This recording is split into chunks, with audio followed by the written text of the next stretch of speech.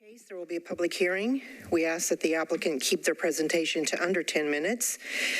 They may reserve 2 minutes as a rebuttal, and we ask that the public keep their comments to 2 minutes unless they have previously requested in writing for 5 minutes as a representative of a group or organization. Pursuant to the provision of Section 2.68.030 of the Metropolitan Code of Laws, notice is hereby given that a final hearing before this commission is appealable to the Chancery Court of Davidson County or the Circuit Court of Davidson County, this a statutory writ of certiorari. You are advised to seek your own independent legal counsel to ensure that your appeal is filed in a timely manner and that all procedural requirements are met.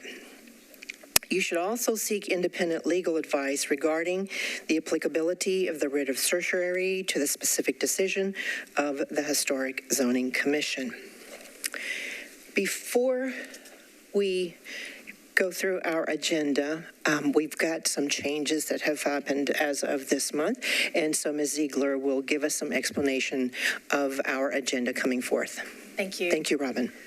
As you know, there is new legislation that requires notice, both mailed notice and yard signs for projects that are coming before you. It creates a very tight timeline because we already have different deadlines that are needed to meet state and local law. So what that means, so for that reason, we are trying a two-part agenda. So you may have noticed that we posted an early agenda that was everything that came in by the deadline, every case that we thought was going to be on the agenda. But we don't have the time we used to kind of work with people and review the applications, make sure they're complete, make sure people are ready. So once people see a sign or get the notification, and then it's not on the agenda, we don't want them to waste their time coming to a meeting where that case isn't going to be heard. So we're trying this two-part. So first of all, everything that comes in. Then the second agenda will be all of those items still, but rearranged. So at the beginning of each one of those final agendas, we will let you know of everything that we know of at that point that may be deferred, may be withdrawn, may be incomplete, maybe didn't have the notification requirements met. Now, there may still be more of those by the time we get to the meeting. But that's what we will know of. So at least then the public can look at that final agenda and know if it's worth their time to attend the meeting or not. You'll notice on the staff recommendations that it now says either the notification affidavit has been received or it has not been received at the time that the staff recommendation is published. So what that means is the notification may have been accomplished. We just haven't gotten the affidavit yet. So in those cases, staff will let you know, oh, your report might have said that we hadn't gotten it, but we have gotten it now, so we'll move forward.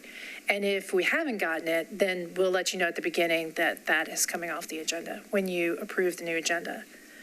This doesn't change anything for overlays. That already has notification requirements, and those notification requirements have not been met, have not changed, just the notification requirements for regular cases. Does that all make sense?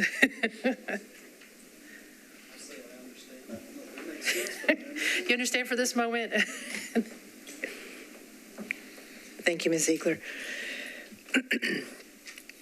So next on the agenda is adoption of our minutes for April 20, 2022. Are there any questions or discussions on it? Otherwise, we will make a motion. Move approval. There is a motion, there's a second. All in favor? Aye. Okay, none opposed, and that motion passes. Thank you. All right, adoption of agenda, the final one. So here's what we know of so far. 1900 Forest has asked to be removed from the consent agenda, so we will be hearing that at the end of the full agenda. 1609 Lillian, they made some changes and we were able to administratively approve that, so that's not on the agenda. The following did not meet the notification requirements: 2708 Fairfax, 2121 Belmont, 1701 Blair, 2111 Natchez is withdrawn, 107 Mockingbird is a request to defer. 1402 McKinney is another permit that was administratively issued. 1417 Woodland is an incomplete application. 200 Broadway is an administrative permit. 2905 Westmoreland, notification requirements were not met. 1708 Beechwood Avenue, request to defer. So in summary, number 5 will be moved to the end of the agenda, and the following will not be heard today. Number 6, number 10, number 11, number 12, number 13, number 14, number 15, number 16, number 17, 20, 23, 24, and 26. Okay.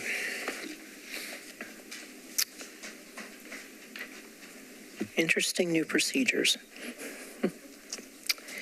Okay, any questions on that? Otherwise, make a motion to adopt the agenda. Move to adopt agenda as amended. Thank you. There's a first. There's a second.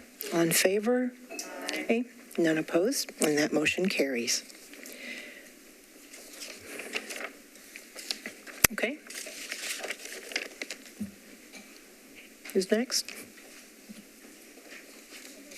All right. One thing. I think I've missed council members. Are any of you here? Otherwise, thank you again for your service.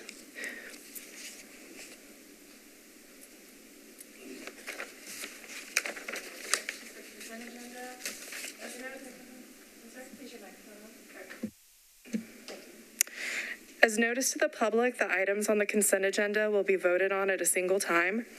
No individual public hearing will be held, nor will the commission debate these items unless a member of the audience or the commission requests that the item be removed from the consent agenda. I will read out each case one by one. If you are in opposition of the project, please raise your hand when the case is called that you want heard. Items removed from the consent agenda will be heard at the end of the agenda. So the consent agenda is quite short for today. The first are the administrative permits for the prior month. And the only item is 1309 7th Avenue North. This is new construction of an outbuilding that includes a dwelling unit. So if anyone would like that removed. I see none. All right. Okay. Is there a question or is there a motion? I move to approve consent agenda. Okay. There's a first and a second. All in favor of the motion? Okay. Any opposed? None seeing. That motion passes.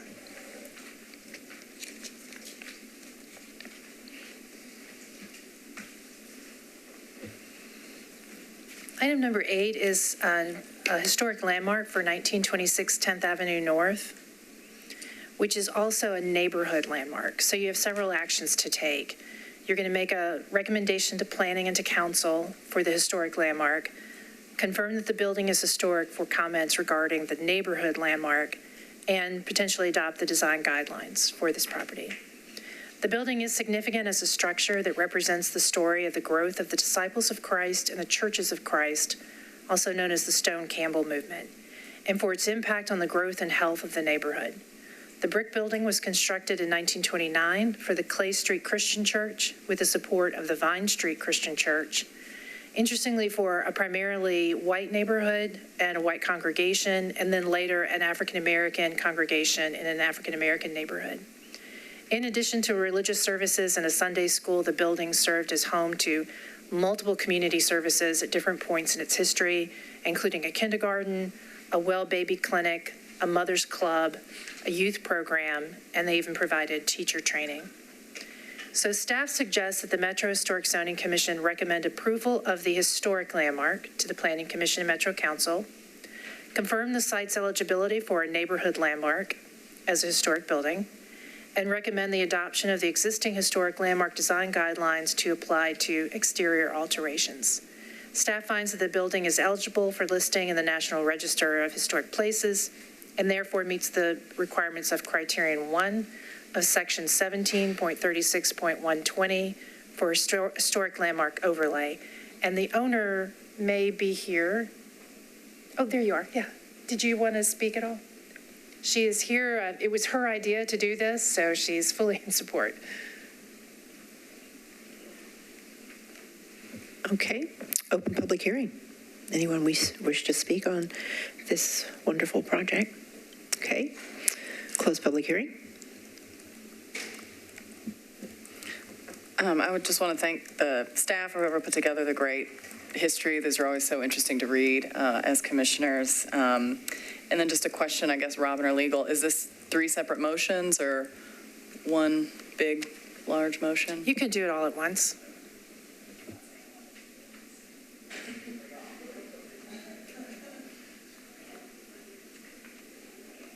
You know, it's just generally good to see where buildings are getting repurposed, especially churches that we see about town that have been, again, refurbished for preservation. So good job to those who are hearing us and also to the applicant. Any other questions? If not, we'll make a consolidated motion. Madam Chair, with respect to overlay recommendation for 1926 10th Avenue North, I move that the Historic Zoning Commission recommend approval of the historic landmark to the Planning Commission and to the Metro Council, and that the adoption, given that or after review of the application, that the site meets criteria 1 of for eligibility of neighborhood landmark as a historic building, and that the guidelines presented in the application be adopted. Okay, I think we caught all 3. There is a motion and a very good summary motion and a second. All in favor? Aye. I see none opposed or hear none opposed. So we are happy to recommend that to Planning Commission and also to Metro Council.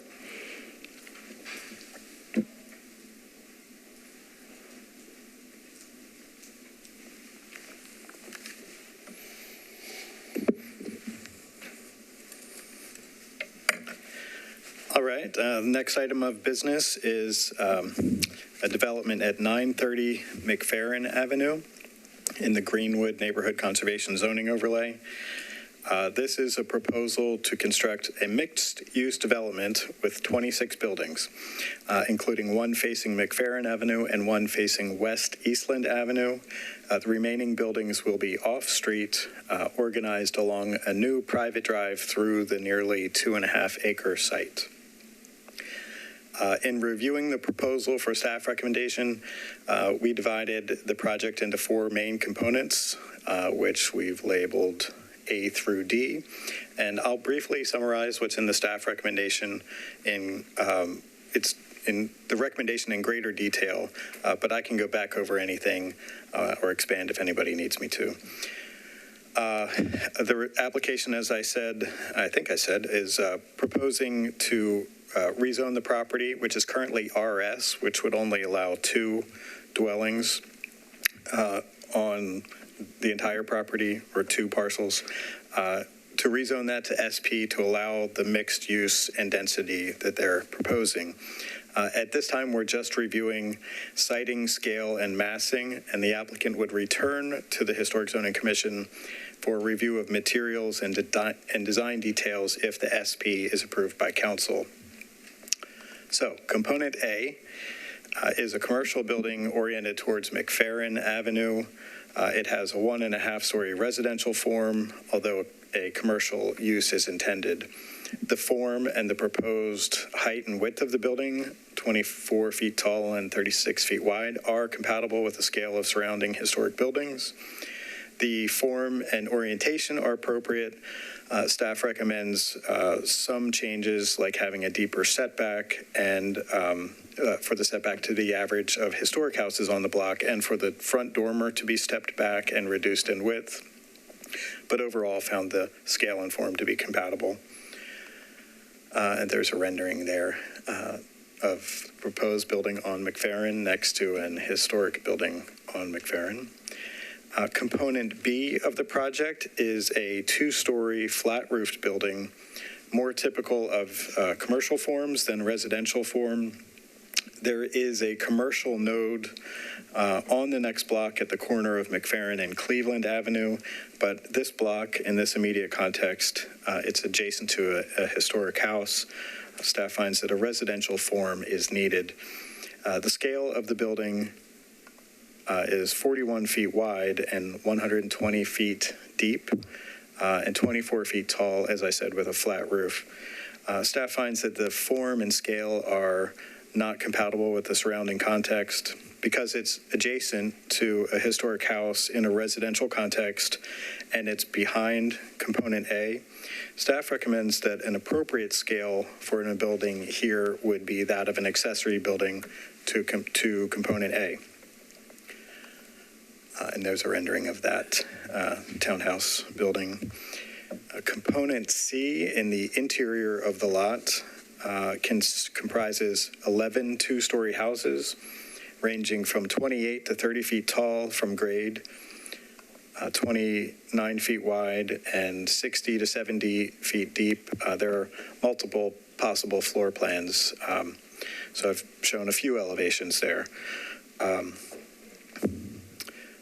While the context of the neighborhood comprises mostly 1 and 1.5 story buildings, and the guidelines do not allow for more than 1.5 story buildings, staff finds that a 2-story scale of principal buildings could be appropriate here because the buildings will not directly impact any of the adjacent block faces.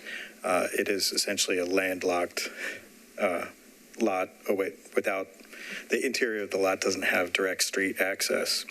And for that and for their distances from Mcferron, West Eastland, and Seymour Avenue to the north, staff finds that that helps minimize their visibility.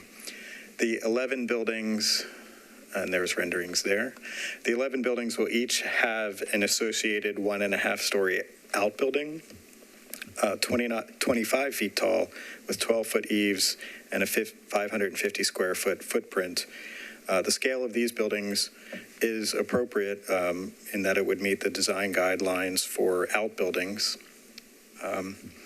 Staff recommends that these buildings would have a 5-foot setback from the property lines shared along the lots facing West Eastland.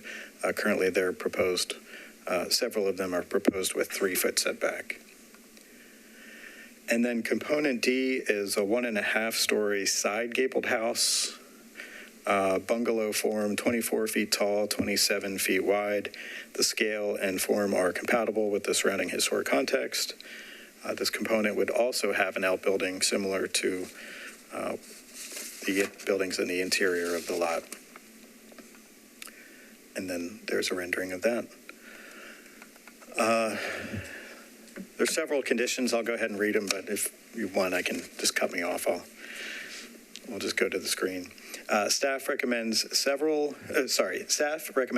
approval of the proposed SP development Part 1 review with the following conditions: that the live work townhouse component B building is revised to have a scale appropriate for an outbuilding relating to the Mcferron building component A, that the front setback of the 930 building component A is increased to be the average of the buildings, historic buildings on Mcferron Avenue, that the front setback of the building at 907 West Eastland, which is component D, is increased to align with the historic houses to the right, that the outbuildings are separated from the primary buildings by at least 6 feet and have a setback of at least 5 feet from the property lines along sharing West Eastland Avenue, that the foundation height of the Mcferron building is increased by 1 to 2 feet, that the front dormer of the Mcferron building is no greater than half the width of the front of the building, and that the front dormers on the Mcferron building and West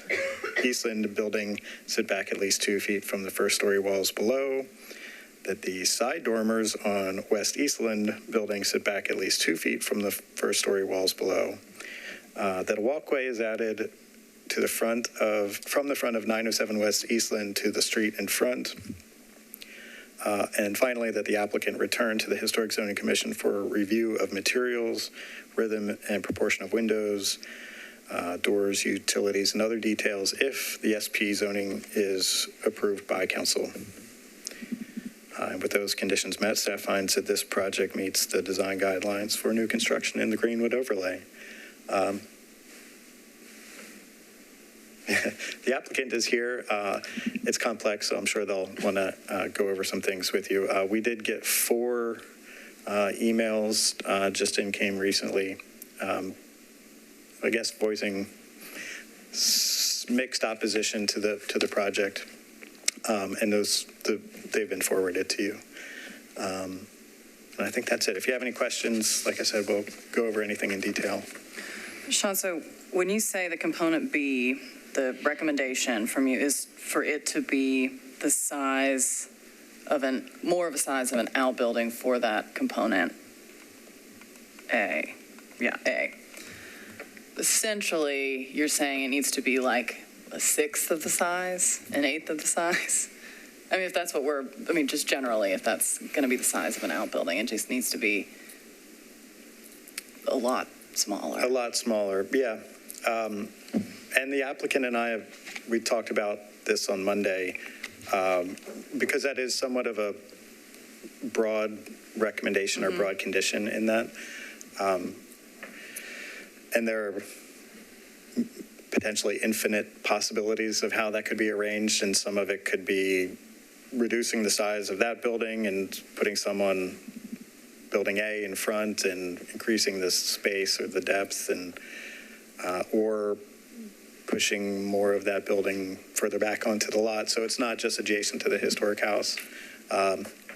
Yes, we certainly did see some reduction in the size of the building, but there are other... That's just such a, I guess, usually it's like a little bit of here, a little, for recommendations, and just that's such a stark, I think, difference, what you're recommending as to what is on the drawing. So that would be an interesting, but again, this is just phase 1, but that was just an interesting component to the qualified approval. Since there are 26 buildings, and that's really kind of the only one that had some sort of condition like that, we didn't think it warranted a full recommendation for disapproval or anything like that, so we kind of singled that one out. Thanks, Sean. Applicant?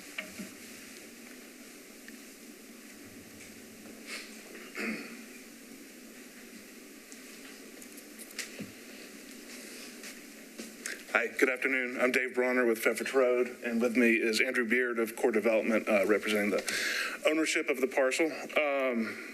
Thank you for your time and consideration on this project. As always, we appreciate the opportunity to work with staff to receive feedback, ensure that proposed projects help conserve the neighborhood context, and we'll always end up with a better project at the end of the day when we do this process. So, Sean and I've talked a lot of projects over the years. We've been working with the Greenwood Neighborhood Association and Sean over the past year to develop a new concept for this site that responds to the concerns that historic zoning and the neighborhood had regarding the density and height of previous proposals for this parcel of land. We would love this opportunity with Commission to talk a little bit more about conditions 1 and 2, what we were just talking about with the townhome building component B and component A, the commercial building. And so I want to take the time to kind of voice where we're coming from with where these are, and hopefully discuss and kind of figure out where that path goes. For condition 1, which is primarily about the component B, we feel that the building scale and massing for this building should not read as an outbuilding for the commercial building in front of it, but more of as a gateway marking the entry into and addressing and fronting this new street that it is a private drive that is part of this development, but it's to us seen as a new street and will function like a new street going through this. It's just not going to be a Metro operated street, more of a private drive, but conforms to Metro's conditions. So we see this more of a corner condition involving these two streets, where this building wants to be its own building and front the new street that we're putting in. And Another major goal of this project was to not only provide a mix of uses on the site, but also a mix of residential unit types. A smaller dwelling option in the form of this townhome product type is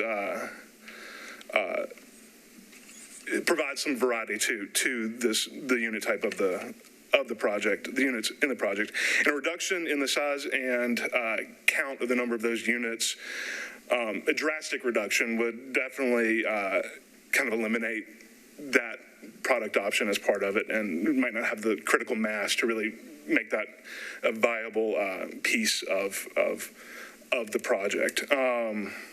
Condition 2, we would love to express our opinion on that as well, that we kind of feel like 928 Mcferron, the building right to the south, is definitely the anomaly on the block and sort of all over throughout the neighborhood. It's set way back around 80 feet from the right-of-way, where everything else is right around that 30 mark. We were proposing putting this new building at 30 feet back, which was in line with 926 and 924 down below. And we feel like keeping it there allows the proposed commercial building to better engage and activate the street in that position. And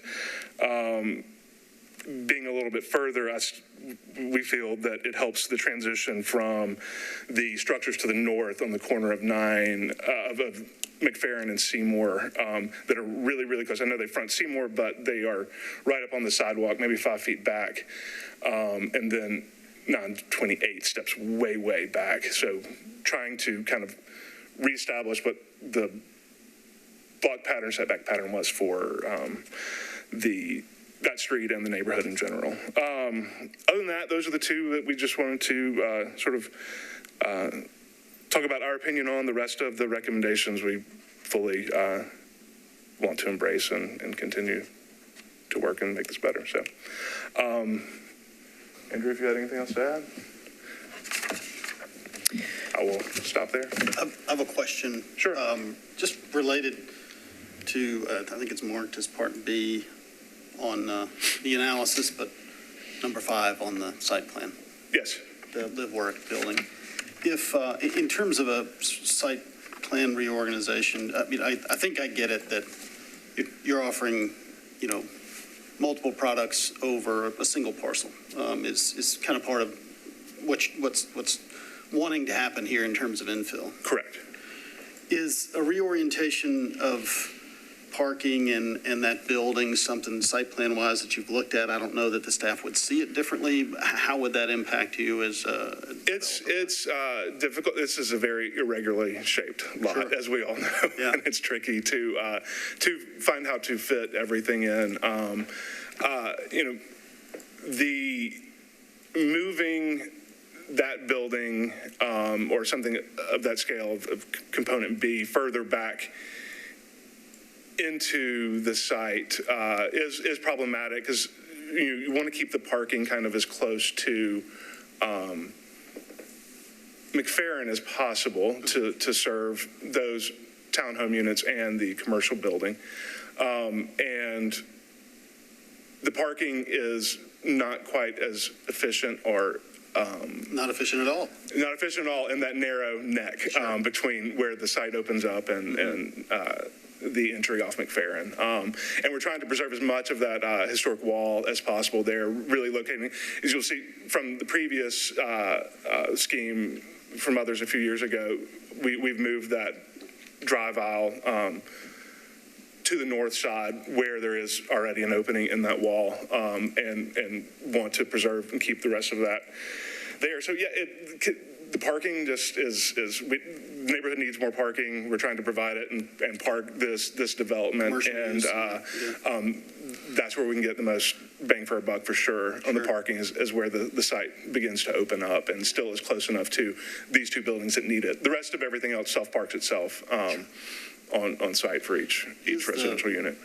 One last question. This may just be a function of sort of rendering or presentation. Yes. What's marked as 4 with kind of the band that wraps the yes is that a thing so do you just have the one parcel that that fronts West Eastland? Correct. Okay. The one that it doglegs down, that is marked as 4, is a existing sewer easement that cuts through the site and in between 2 other homes on West Eastland. And we marked that so that we know it's kind of driving the placement of some of those outbuildings right there against it. So making sure we're staying well out of that so we don't interrupt the sewage situation. Thank you, applicant. We may have other questions, but maybe not. Open public hearing. Okay, seeing nobody that wants to speak on that behalf, I'll close public hearing. Commissioners, any other questions to staff or applicant?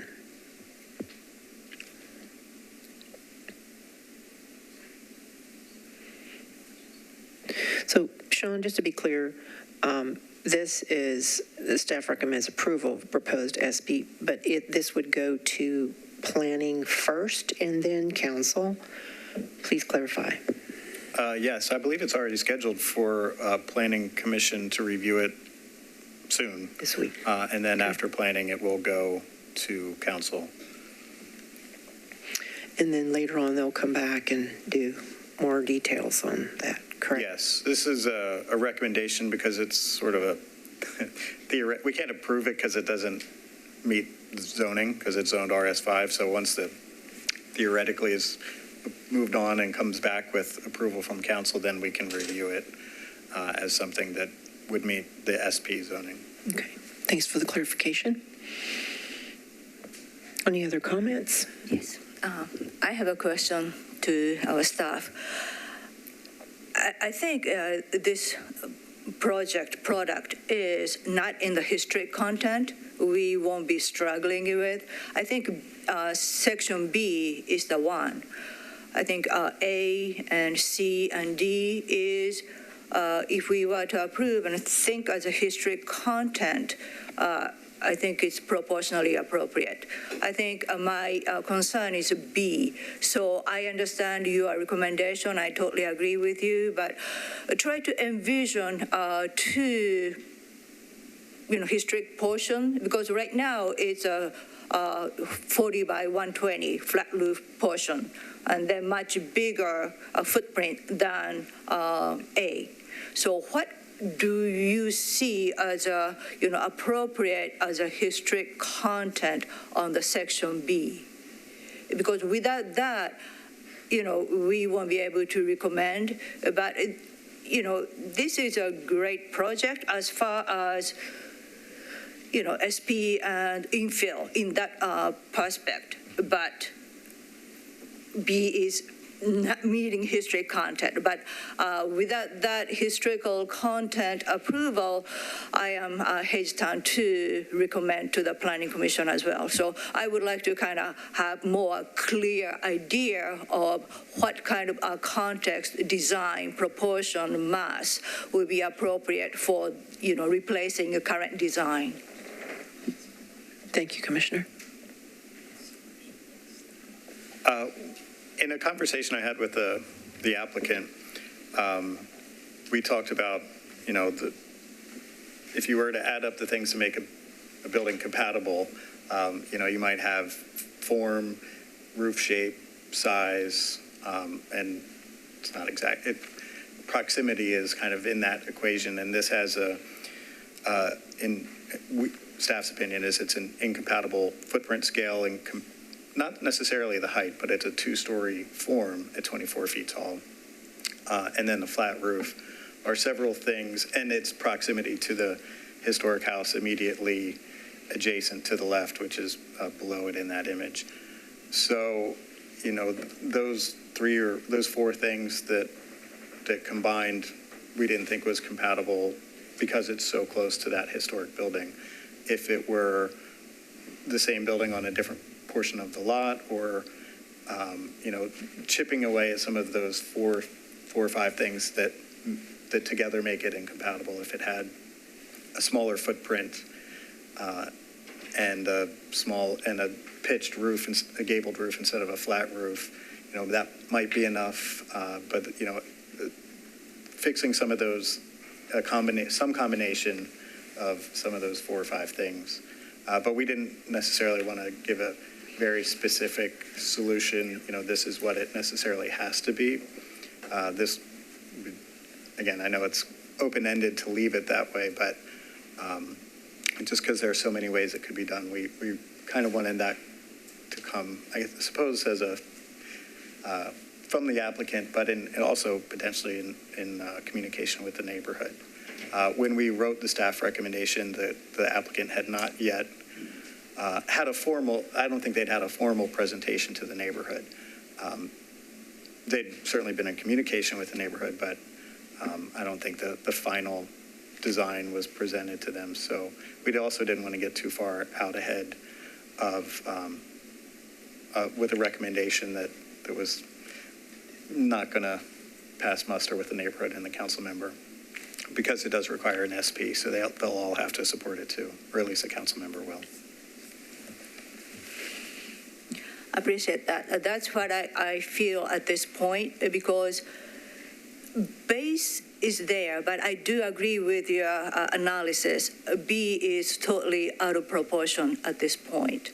So I would love to see more clear direction, how they're going to work with A and B. So me personally, I am not ready to recommend or disapprove at this point. What I would like to see is the applicant keep working with the staff and then come up with appropriate proportion or design and movement, because otherwise we are putting, out of character in the middle of the historic context. And so I am not comfortable recommending that. Madam Chair, I think the applicant would like to speak, and their time is, I don't know if their time is up or not, but I don't know how many minutes. Well, sure. Will the commission like to hear him? Of course. We may have some more comments that the applicant can address, but if you want to address that specifically, please come forward. Yeah. Do you? Any other questions? I think we're okay. Okay. Also, it's a recommendation. We, as a whole, Commissioner Johnson. So we would decide as a commission whether we want to approve it or disapprove. So your comments are duly noted. Any other commissioners? I'll go ahead. We're in discussion. We probably need to close the public hearing. She did. I closed public hearing. Pay better attention? Sorry. Yes, sir. I think you quote me on that many times, Commissioner Mosley. There's a whole lot to unpack on this site, and thank you all for the report and breaking down the pieces. I'm in agreement with that, with the section that's labeled B, that it's out of kind of proportion and context and rhythm, and especially when I look at the site and where this would have to fit in. And I know I guess it's important to know our purview is the forms and shapes and making this an area that's able to be more densely developed. That's not our purview. Our purview is really the forms, but I do not find the building labeled B, I don't find that form to fit into the context, and it while it may not be our purview, I do find that it's too dense for this location behind this historic house. Really beside it. It's really, beside the house. I'm really going through like point by point. I'm in complete agreement with the staff recommendation about the setbacks and scale and massing of the buildings. Except for one. Well, I'm in agreement with the staff recommendation. Okay. And that was their recommendation for the one. Okay, thank you, Commissioner. Yeah, I'd like to hear other, I'll make a statement specifically about item 2, which is front setback for 930 Mcferron. I'm in widening out, and I know we are specifically focused on form, but these SPs are, we use our good judgment based on the context of the district as a whole, and I'm widening out maybe a half step from the site plan to see what's happening at the 2 intersections adjacent to it and up the street. I'm compelled by the applicant's argument, not necessarily not necessarily about what's happening at the street. The multi-unit that front Seymour, to me, that's out of character for the neighborhood, and we consider it that context, but certainly all of the homes that are north of Seymour, and then the two that are south, the applicant stated that the one house is the anomaly, and I think something else that meets the general historic setback on the street would be appropriate in my view, that fronts onto Mcferron Avenue, that is approximately 30 feet, meets the majority of setback for that context on the street. I'd like to hear other commissioners' comments on that.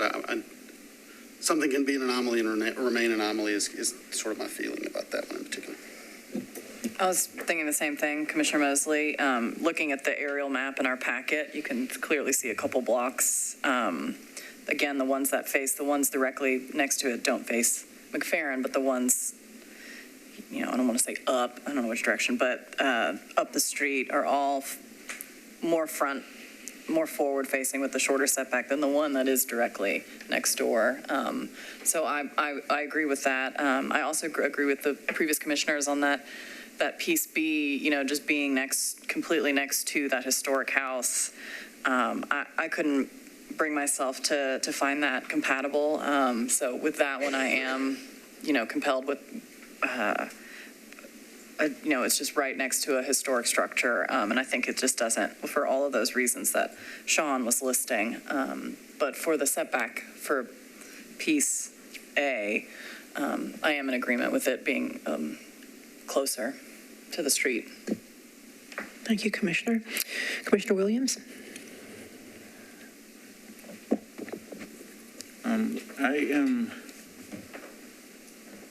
I'm in agreement with staff recommendation. My biggest hang-up was component B and its scale.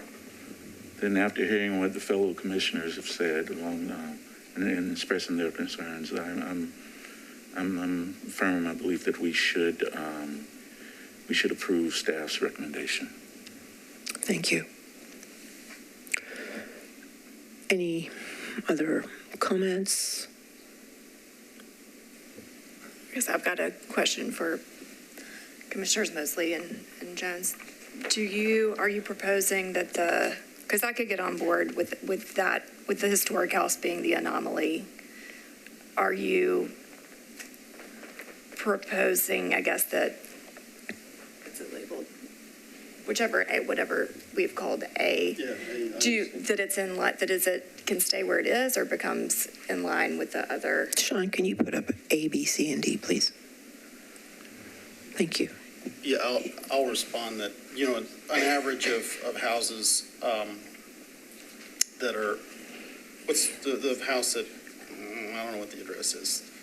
The ones that front Seymour, not historic context. On the same side of the street, further up Mcferron, which would be east, I think, if I'm not north, but east of Seymour, and then particularly, and of most importance, is the two that beginning at West Eastland, moving east down Mcferron. Where those are to me is that sets more of the line of development that then is repeated east of Seymour Avenue, which is at the top of the page. Plan is page north. So on the staff recommendations, that's item 2, and I'm swayed by that argument and could be on board with that. But besides that point, agree with all staff recommendations. And perhaps that, I think in staff's recommendation there, they're taking into account that grouping of, I don't know which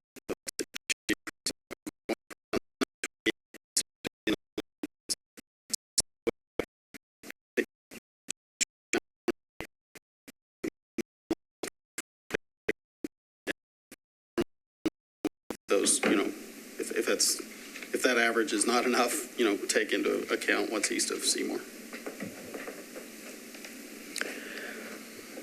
Ms. Ziegler, with our comments, or you have anything we want to clarify on that? Or Sean? On I had a condition about the front setback of 907 West Eastland. The applicant, when we discussed it on Monday, pointed out that, clarified that was their intent. So most of these conditions, as they said, they're agreeable to or sort of not discrepancies in the drawing, but just clarification. So like 907 looks a little forward of the adjacent house on the site plan here, but in actuality, the adjacent house has a front porch that projects that's not shown on the drawing. So it's not where they're proposing is more accurate than it looks like on the site plan, and that may be the case. It sounds like where the commission is heading with the one on Mcferron as well. Because those two buildings, 924 and 926 Mcferron, I believe also have porches that are not shown on that representative site plan. Is that clear, commissioners? Okay. Is there a motion? Craft one.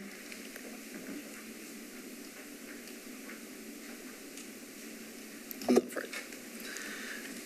So with respect to 930 Mcferron Avenue, I move approval of the staff's recommendation with one notation that in recommendation number 2 that 928 Mcferron be stricken from consideration in the averaging of historic building setbacks.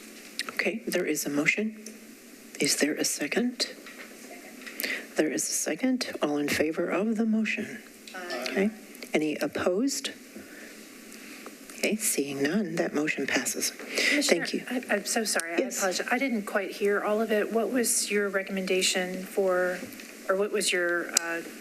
In item 2, 928, which making sure we're getting the addresses right, 930 in component A, I'm assuming that 930 Mcferron is the address, the street address of the commercial building in component A in the staff recommendation, which would then, I would deduce that 928 is the OR20 zone parcel directly adjacent, which would be to the west, that be stricken from the averaging of the historic building setbacks. Thank you.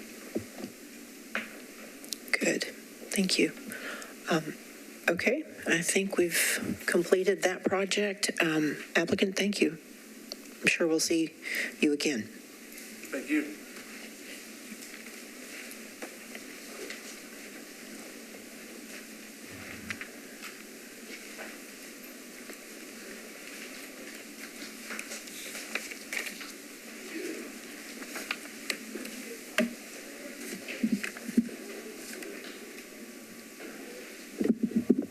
All right, the next case is 1013 Montrose Avenue.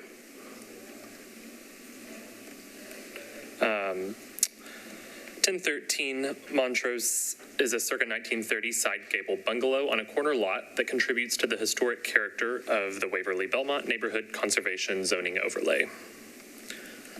This application is to construct a new rear addition that is taller than the historic house. The project also includes an outbuilding. The addition and outbuilding meet all base zoning setbacks. The proposed addition extends taller than the historic house with a ridge raise, but does not extend wider than the historic house. Because the historic building is 1 1/2 stories and has a side gabled roof form without clipped gables, staff finds that a ridge raise may be appropriate on this house if the addition were to have appropriate overall massing and scale. Staff finds that the addition does not meet sections 6, 2 through 11 for scale because the addition has a full 2-story form behind a 1 1/2 story house. The height of the addition's eaves is taller than the height of the eaves of the historic house, and the addition's footprint more than doubles the footprint of the historic building. Staff finds a rear addition with a max of 1 1/2 stories and a footprint that does not more than double that of the historic house to be appropriate for this house. With the exception of 3 windows on the left elevation and 1 window on the right elevation, the windows on the proposed addition are all generally twice as tall as they are wide, thereby meeting the historic proportions of openings. Staff recommends that all windows on the proposed addition be twice as tall as they are wide. Staff finds that the proposed outbuilding meets the guidelines for footprint, heights, massing, and siding and setbacks, with the conditions that the roof dormers be reduced in width to not exceed the 14-foot wide total maximum for roof dormers as indicated in the design guidelines, and the roof dormers be properly inset 2 feet from the walls below as indicated in the design guidelines. Staff finds the outbuilding meets the guidelines for add-on features. Staff recommends disapproval of the proposed addition, finding that the proposal does not meet sections 6B 2 through 11 for scale, 6A1 for compatibility, nor 6D for proportion and rhythm of openings of Part 1 of the design guidelines for turn of the 20th century districts. Staff recommends approval of the proposed outbuilding with the following conditions. The roof dormers be reduced in width to not exceed the 14-foot total maximum for roof dormers as indicated in the design guidelines. The roof dormers be properly inset 2 feet from the walls below as indicated in the design guidelines. Staff approve all material selections for cladding, windows, and doors prior to purchase and installation. 4-inch nominal corner board shall be at the face of each exposed corner, and double and triple windows shall have a 4 to 6-inch mullion between them. With these conditions, staff finds the proposed outbuilding meets section 7 of the design guidelines for turn of the 20th century districts. There was also some public comment that I believe was included in the information for you, and I think the applicant is also here as well and would like to speak. But I can take any questions before I sit down if you have Any questions for Joseph at the moment? Okay. Okay, thanks. Thank you. Applicant? Yep. Is the applicant here? She might not be here, actually. Yep. Okay. All right. Public hearing is open. Anyone wish to speak? If not, I will close public hearing. Mr. Mosley, I'll close public hearing. Thank you, sir. Okay, discussion, commissioners. Questions to staff? I'm in full agreement with staff's analysis on this one. Very well laid out, Joseph. Thank you. And, with that,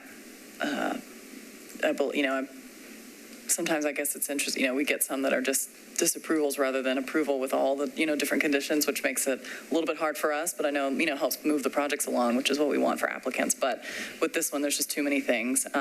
So with that in mind, regarding 1013 Montrose Avenue, I move for disapproval of the proposed addition, finding that it doesn't meet the sections listed in the staff report. And I also move to approve the proposed outbuilding with the conditions all listed on the staff report.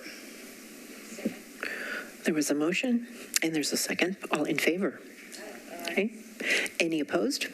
Seeing none, that motion passes. Thank you, commissioners.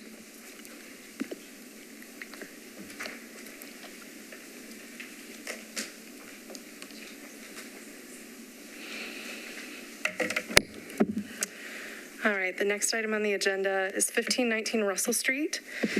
So public comment was received for this project and forwarded prior to the meeting. The house at 1519 Russell Street was infill that the commission approved in 2000.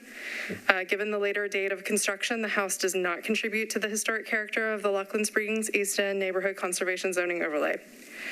The application is to add a side gable projection to a hipped roof form and to add an exterior open staircase to the right side of the house.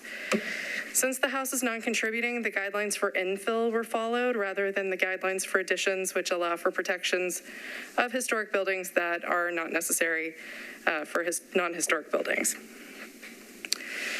The addition of the side gabled projection to the hipped roof form on the right side uses a roof form and pitch that are appropriate for the historic context and can create an appropriate massing when viewed from the front. However, the project also introduces an exterior stairs on the side elevation, which is not typical of the historic context. This type of later addition was not uncommon prior to the adoption of the overlay. However, now it's more uncommon for later non-contributing exterior stair additions to side elevations to be removed from contributing houses. The upper level stair addition also has characteristics similar to roof decks, since the landing and railing are located at or above the eaves. And the guidelines specifically state that that sort of addition is not appropriate.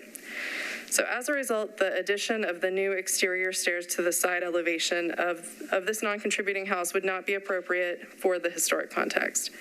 An alternative would be to relocate the stairs to the rear facade, since that could meet the guidelines.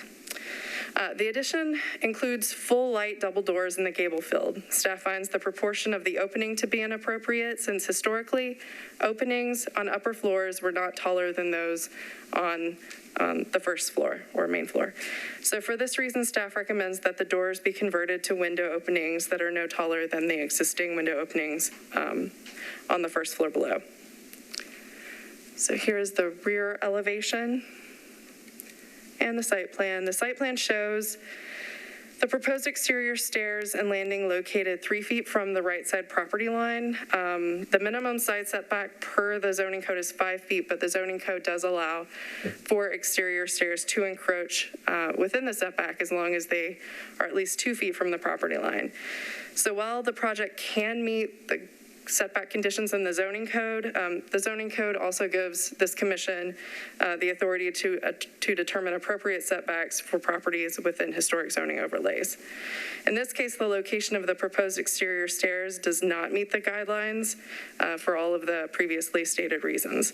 So as a result, staff finds that the proposed setback is not appropriate in this case.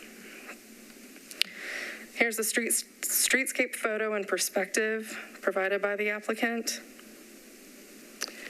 And in conclusion, since the gabled projection can meet the guidelines, staff recommends approval of the project with the conditions set forth in the staff recommendation, including, and I'll just paraphrase, one, that the exterior stairs, tongue twister, be removed. 2, the upper level doors be converted to windows to meet the design guidelines. 3, that materials be reviewed, and 4, the HVAC and utilities be reviewed if they are relocated. So with these conditions, staff finds that the project can meet the guidelines. Thank you, Melissa. Any questions to her for a moment? Okay. No. Applicant, please.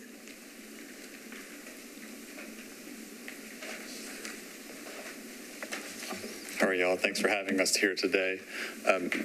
I'll be reading from an outline that's at the back page of this packet that was just handed out, so you can read along if you'd like to. Thanks to Melissa for leading us through the process. My name is Matt Schutz, and I live at 5025 Hillsborough Pike. And when I came to this site at 1519 Russell, an exterior stair was not the first solution I explored, but after examination of the unique site and surrounding context, it was the best, most efficient solution that I could find, and my reasoning is as follows. 1519 Russell Street is a non-historic home located near a relatively dense commercial hybrid node with municipal, commercial, and religious buildings close by. While historically non-contributing, 1519 is architecturally contributing. Altering or demolishing the significant features of the home, the gables, the dormers, the wraparound porch, might be permitted, but it's not the first best choice from an architectural preservation or environmental perspective. The open rear yard at 1519 acts as an amenity for the densely packed buildings surrounding it. A larger rear addition or dadu would alter that informal green space and add impervious surfaces. Inside the existing floor plan of 1519 lends itself well to an upstairs living unit, and the most sensible place to connect is the blank roof slope on the east side. Views to this area from Russell Street are largely blocked by the tall commercial hybrid structure at 1521 on the corner. Also, adding a gable on the east slope does not undermine the overall structural integrity of the primary hip roof, which has just survived a tornado. Examples of steel exterior stairs, historic and previously improved, are located within a 1-block radius of 1519. These existing stairs, which the current proposal emulates, are not hidden, yet they visually fade into the background because of their material, placement, and simple detailing. Other features of the proposed project, wood and glass doors, clapboard siding, side gable roof, composite shingles, are evident on the existing house at 1519 Russell Street. The proposed external stair meets Metro Code for an external staircase. And if an addition or accessory structure were built in the future, the staircase could be easily removed, leaving a simple and compatible Juliet balcony in its place. Because of these reasons and considering the unique context, it's our estimation that the proposed gable and stair meet the Lackland Springs and East End design guidelines and the Secretary of Interior standards for rehabilitation. I'd like to quickly address some points made by Louisa's neighbor. Louisa, the owner, is here. Brent Hunter at 1521 Russell Street. We measured from the house to the fence and got a measurement of 88 inches or 7 feet 4 inches, which appears to align with the property edge at that location. But we built in an extra space so that even if our measurements are off by a full foot, we can maintain the proper space between the stair and property line. However, when tolerances are tight, we agree with Mr. Hunter that a surveyor would need to field stake and verify the location of the property line prior to construction, which the commission could include as a condition of approval. I appreciate the staff's effort and analysis, but I also feel that some of the characterization in the staff recommendation could be a bit unfair. At approximately 80 inches in height, the upstairs door openings match the height of the large downstairs windows that you can see in the front facade, and our minimal stair and railing are far from a roof deck.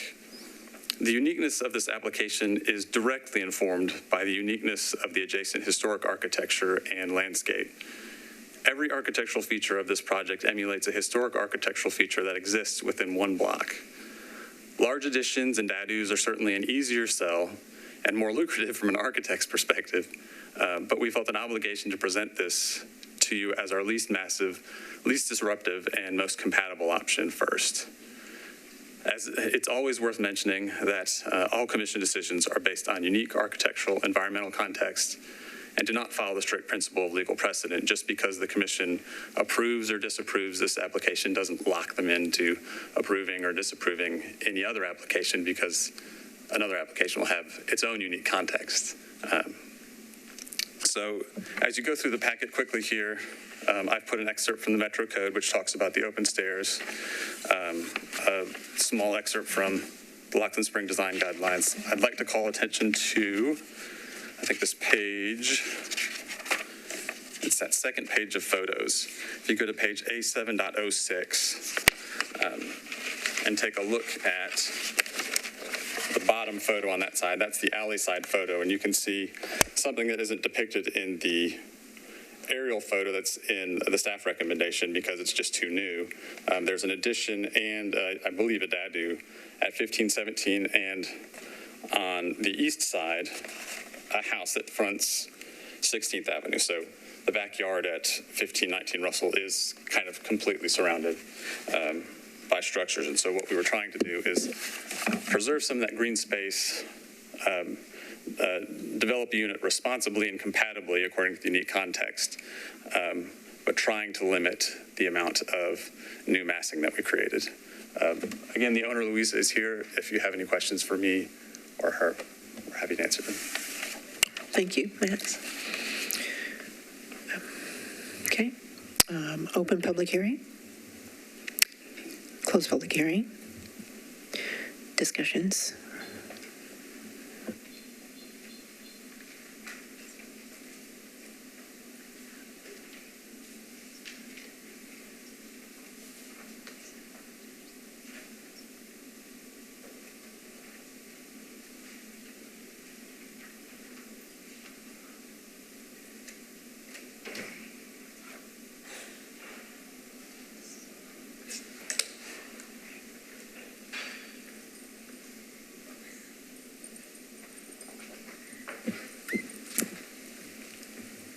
I just keep thinking, would we, I guess, allow this if it was like just a new infill, with the side stair?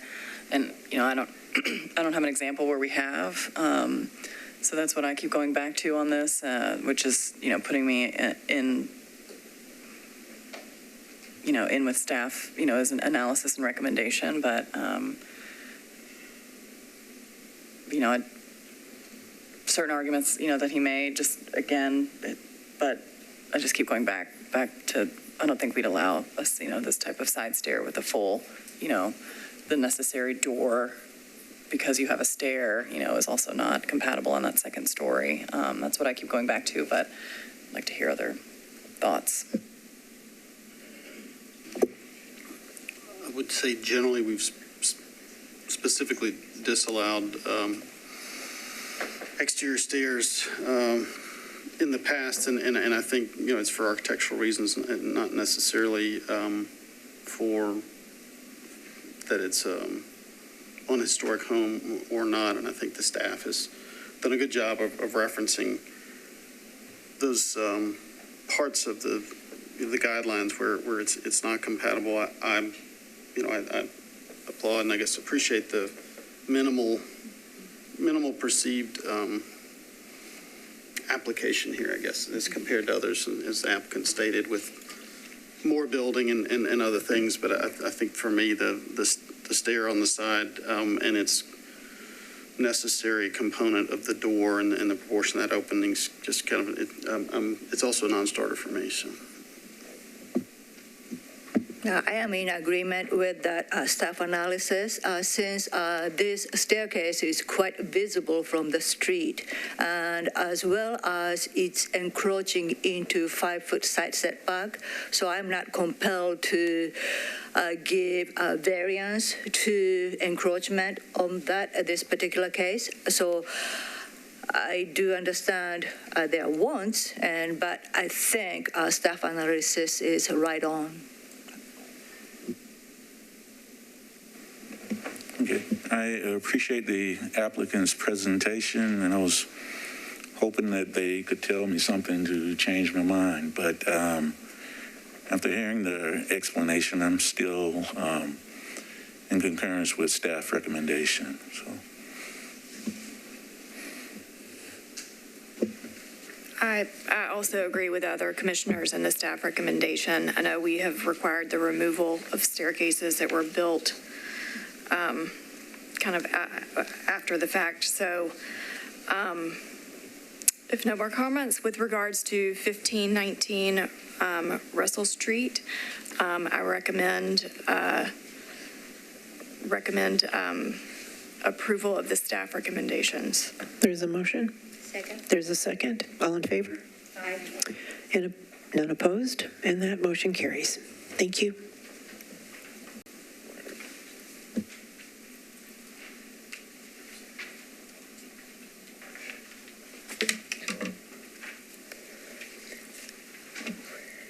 Great. Next is 1108 Montrose Avenue. This is an application for an outbuilding at 1108 Montrose in the Waverly-Belmont Neighborhood Conservation Zoning Overlay. The recently consolidated guidelines apply for this project. The proposed outbuilding meets all the guidelines for form, massing, materials, etc. The only issue is that the applicant is proposing a 3-foot side setback. Base zoning allows for 3-foot setbacks for outbuildings with a footprint of less than 700 square feet, and the proposed structure is about 650 square feet. However, the consolidated guidelines require 5-foot setbacks for all outbuildings. In the top picture here, you can see 2 historic outbuildings on the left and an outbuilding approved by historic zoning in 1998 on the right. The bottom picture shows 2 historic outbuildings. When this was a typical outbuilding size, the 3-foot side setbacks were appropriate. It's a really bright picture, sorry, but here is another example of a small historic outbuilding there in the foreground on the front, and behind it is a 1.5-story outbuilding that we approved in 2015. On the bottom is an outbuilding we approved in 2010, and the one behind it was approved in 2015. All these examples come from actually just a 2-block area in Laughlin Springs. As you can see, outbuilding size has significantly increased over the years. Accordingly, the 5-foot minimum was determined to be an appropriate setback in the consolidated guidelines because the massing of new outbuildings is so much larger than historic structures and much larger than those approved as recently as 15 years ago. Over the last few months, we have recommended approval of the 3-foot setback for a few 1.5-story outbuildings with footprints under 700 square feet. However, we're seeing this issue come up more regularly than we initially anticipated, and upon closer review, staff finds that in overlays with consolidated guidelines, all the outbuildings should meet the 5-foot minimum setback as stated in the guidelines, unless they are a true 1-story outbuilding with a footprint of less than 700 square feet, or unless there are other unusual circumstances. In conclusion, staff recommends approval of the project with the following conditions. 1, the side setback shall be at least 5 feet, and 2, we shall approve the materials. With these conditions, staff finds that the proposed outbuilding, that should read, meets the applicable design guidelines. Thank you, Jenny. I know the applicant is here and would like to speak. Do you have questions Okay. for me first? Not yet. Thank you, Jenny.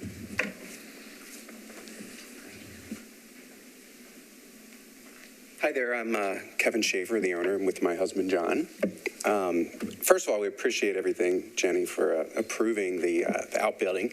We're excited to be in an area that is historic and that has guidelines, and we have no intentions of building a huge house on this property. We are going to be renovating the main house, but we're going to stay within the footprint.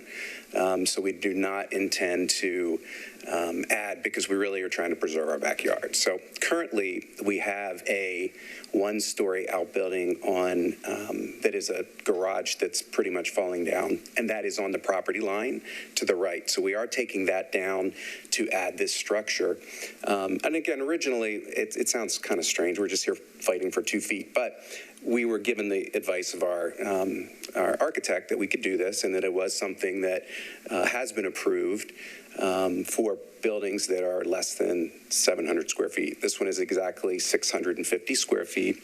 And another thing that we're trying to achieve is to the left of us, there are two, and I don't know if you have the map. In part of the presentation, there was a map of the property, and I don't know, it's in the packet, but unfortunately, I'm sorry I didn't bring copies of that.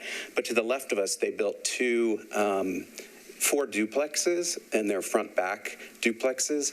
And what they've created is, in the alley, a very large parking area, but they didn't allow for trash can space. So we are actually helping them by adding a little extra space behind our backyard because we're coming off 10 feet from the alley and then 2 feet to the right. So it gives us about 20 more square feet for trash cans. And then additionally, our other basis really is on April 20th, the last meeting, there was a DADU that was approved at 1,004 Montrose, one block down from us, with the 3-foot setback, and it's exactly 651 square feet. So again, that's it. You know, I obviously not talking about precedent, but we're hoping that since it was just approved last month by staff and by council, that we would have the opportunity to do the same, considering it's literally the exact same size data with a 3-foot setback. And that's really about it. Okay, thank you. Any questions to the applicant? Okay, thank you very much. Thank you. Yeah. Open public hearing.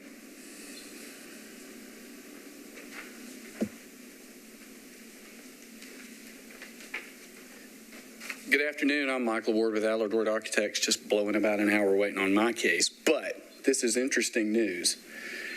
We have several of these who have been in negotiations on the 3-foot versus the 5-foot. I can build this same garage in Belmont, be 3-foot. I can even build an RS-15 with a 3-foot setback and 700 square feet. This setback, what y'all have to realize, it's not always about the distance to the property line.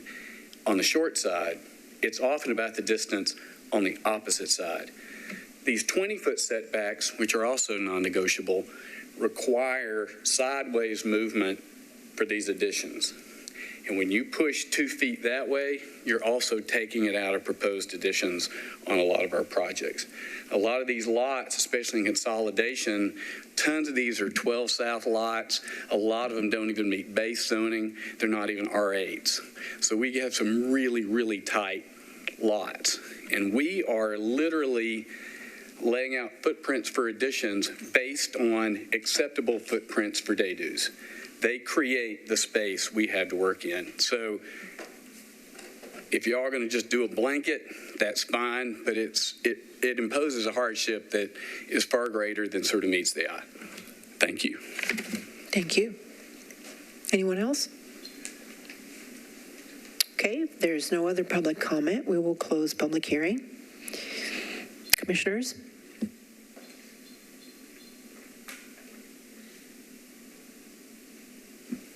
I will start.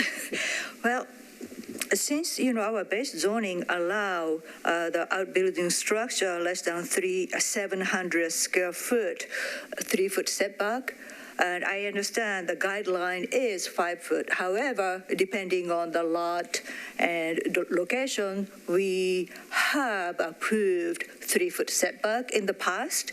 So for that reason, I can accept 3 foot setback in this particular case.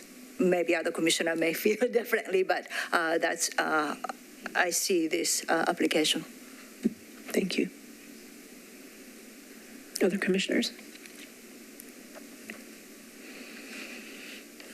We are brought this challenge quite often. Yeah,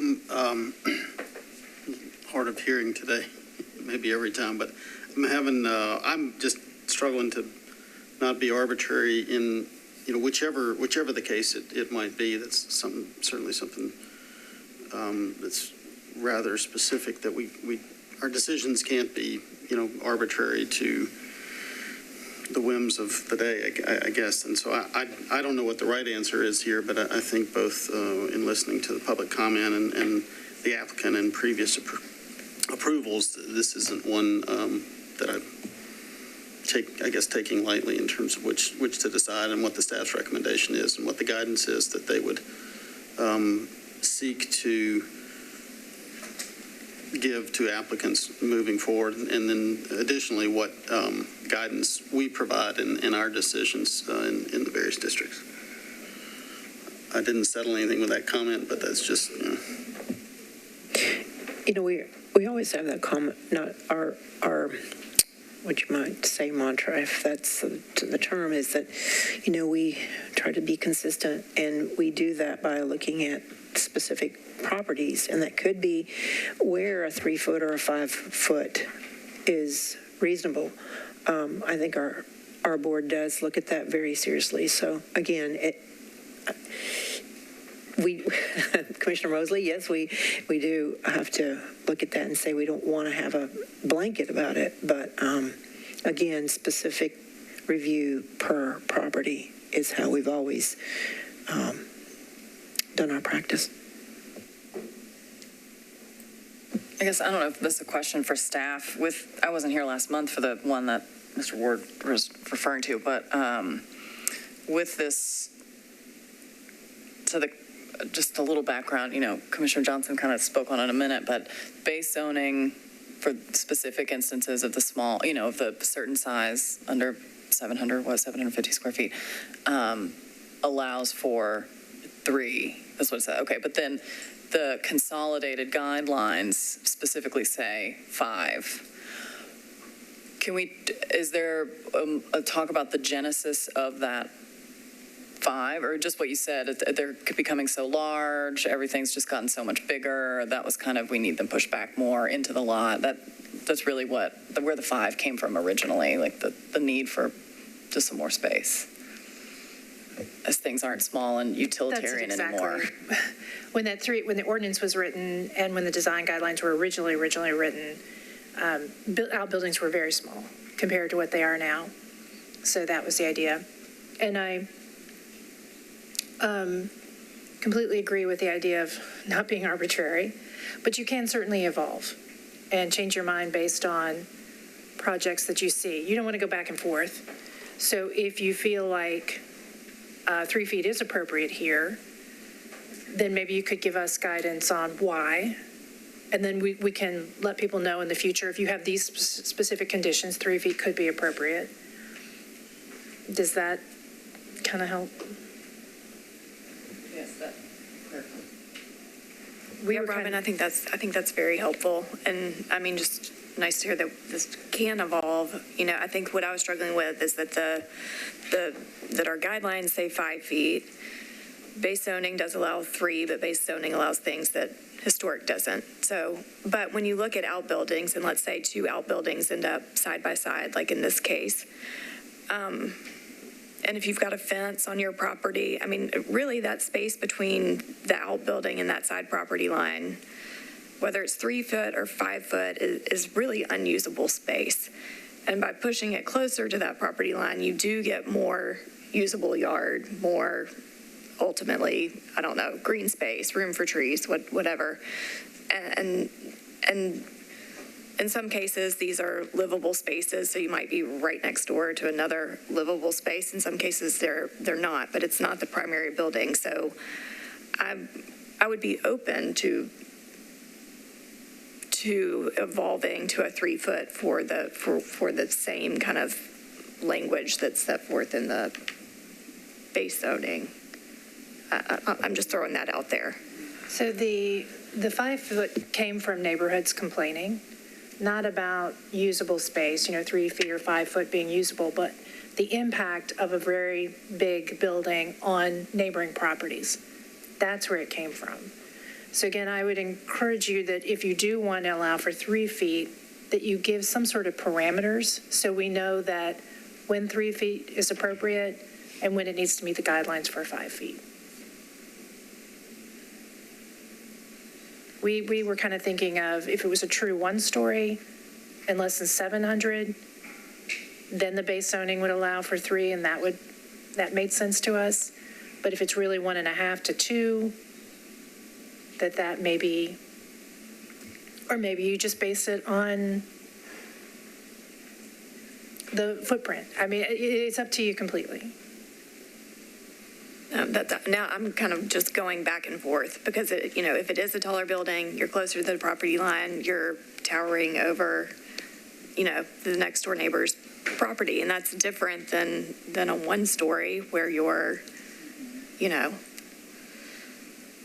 if there's a fence, it's not separated. So I'm just talking out loud, thinking out loud. Of course, I'm talking out loud, thinking out loud. So, Commissioners, maybe it would be helpful to look at that map, site map, in your packet. I mean, would that help? If you're going to make a decision on 3 versus 5, just to have perspective on any kind of building next to it. I mean, I think we've considered that in the past too, where there's another structure quite close to it. I mean, we've already discussed that, but just another moment to look at that.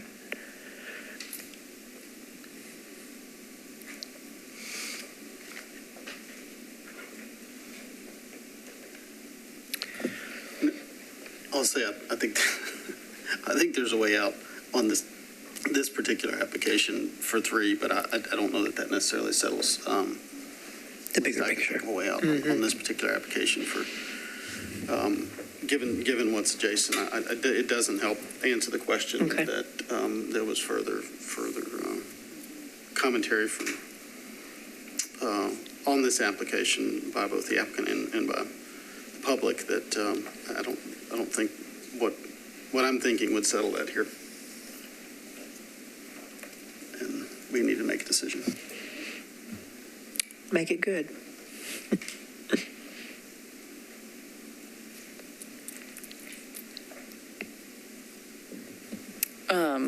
I guess if the commission approves, I'd like to ask Mr. Wood, just as he's working on some, just what he see, just from a perspective, I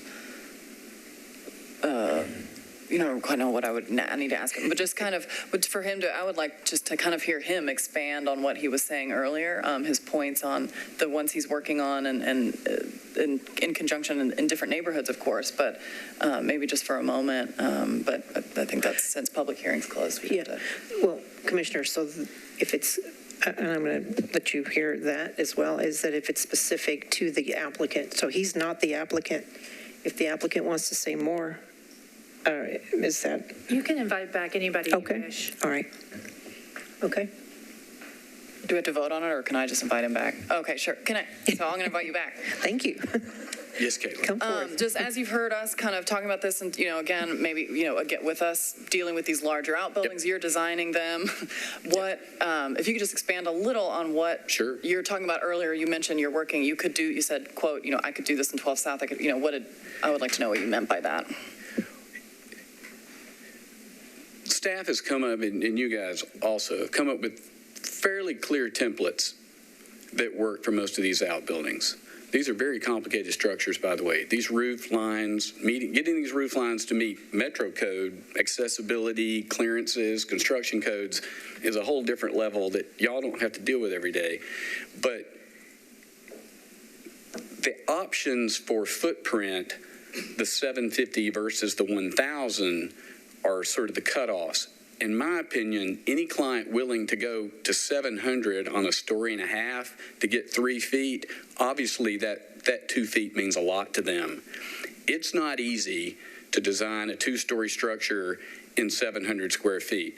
I would dare say most of what's in consolidation is not a 16-foot eave. They're generally 1.5-story buildings. That does not give someone a whole lot to work with, so it's a sacrifice. We've got some pretty good templates for 750. The second floor is on a 750, if you're lucky, or 500 square feet. On a 700, you're down in the 400s, and you want to build that and rent it, it gets really dicey. The thousands are easy.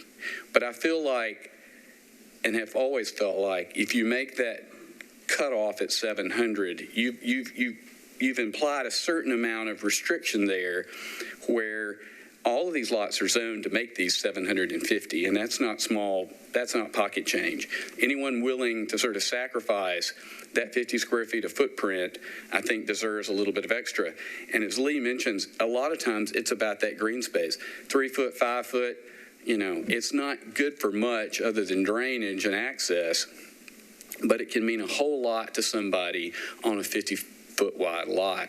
And just keep in mind, I can design HBRs all over the city 6 feet apart. I can stick them right in the middle of Green Hills. So the idea that this thing is 25 feet tall at the ridge and that they're looming over one another, I think is a bit of an exaggeration. They're small structures. That may seem big to everybody, but the outbuildings we're doing for most people, they're getting bigger because they're terribly expensive, and there's no incentive to build a tiny daydo anymore. They're going to cost $250,000 whether they're big enough. And if you're going to rent them, you can't. These little ones just don't make sense. But we have very few that are not restricted to 1.5 story. And those are complicated structures to build, and giving up even the slightest bit of footprint is a true sacrifice for any client. Thank you for your thoughts. Yeah, thank you, Mr. Allard. The other thing, too, just to consider is that this is really practical, what we're discussing and how it gets the mechanics of it all, which is the challenge. And yet we've got a neighborhood conservation overlay that says this as a guideline, which the neighborhood has expressed. So I think commissioners, you have to weigh those things out so that you have equitability there.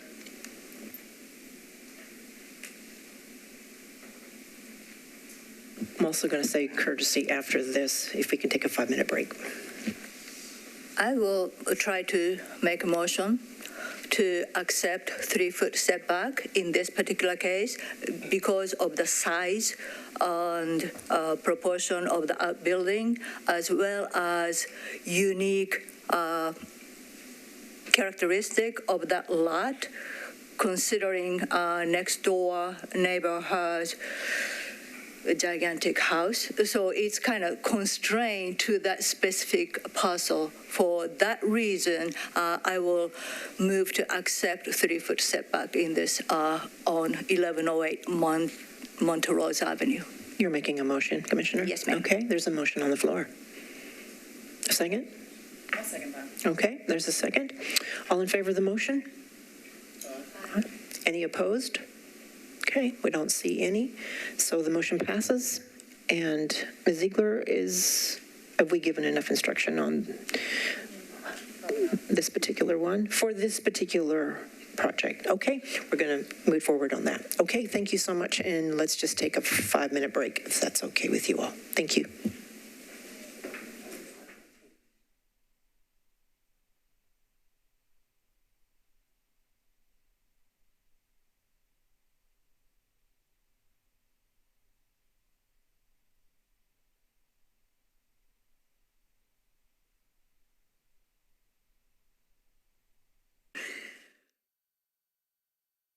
staff, 3932 Cambridge, is that correct?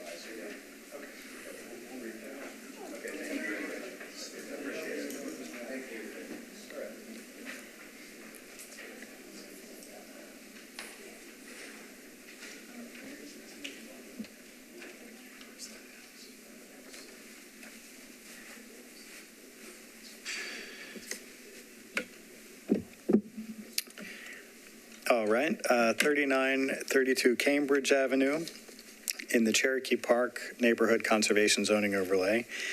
And this is an application to enlarge the structure with a ridge raise and rear addition. The addition will extend the depth of the house by 27 feet with a 40-foot-long span of unbroken upper story wall and eaves on the left and right side. Sean? Yes. Can you just go back just one step? Can you just tell us if the affidavit that was not received at the time of application? Thank you. Yes, the notification requirements for this project have been met. The affidavit that the notices were mailed was received after publishing the staff recommendation, but it's been received before the meeting. Very good, thank you.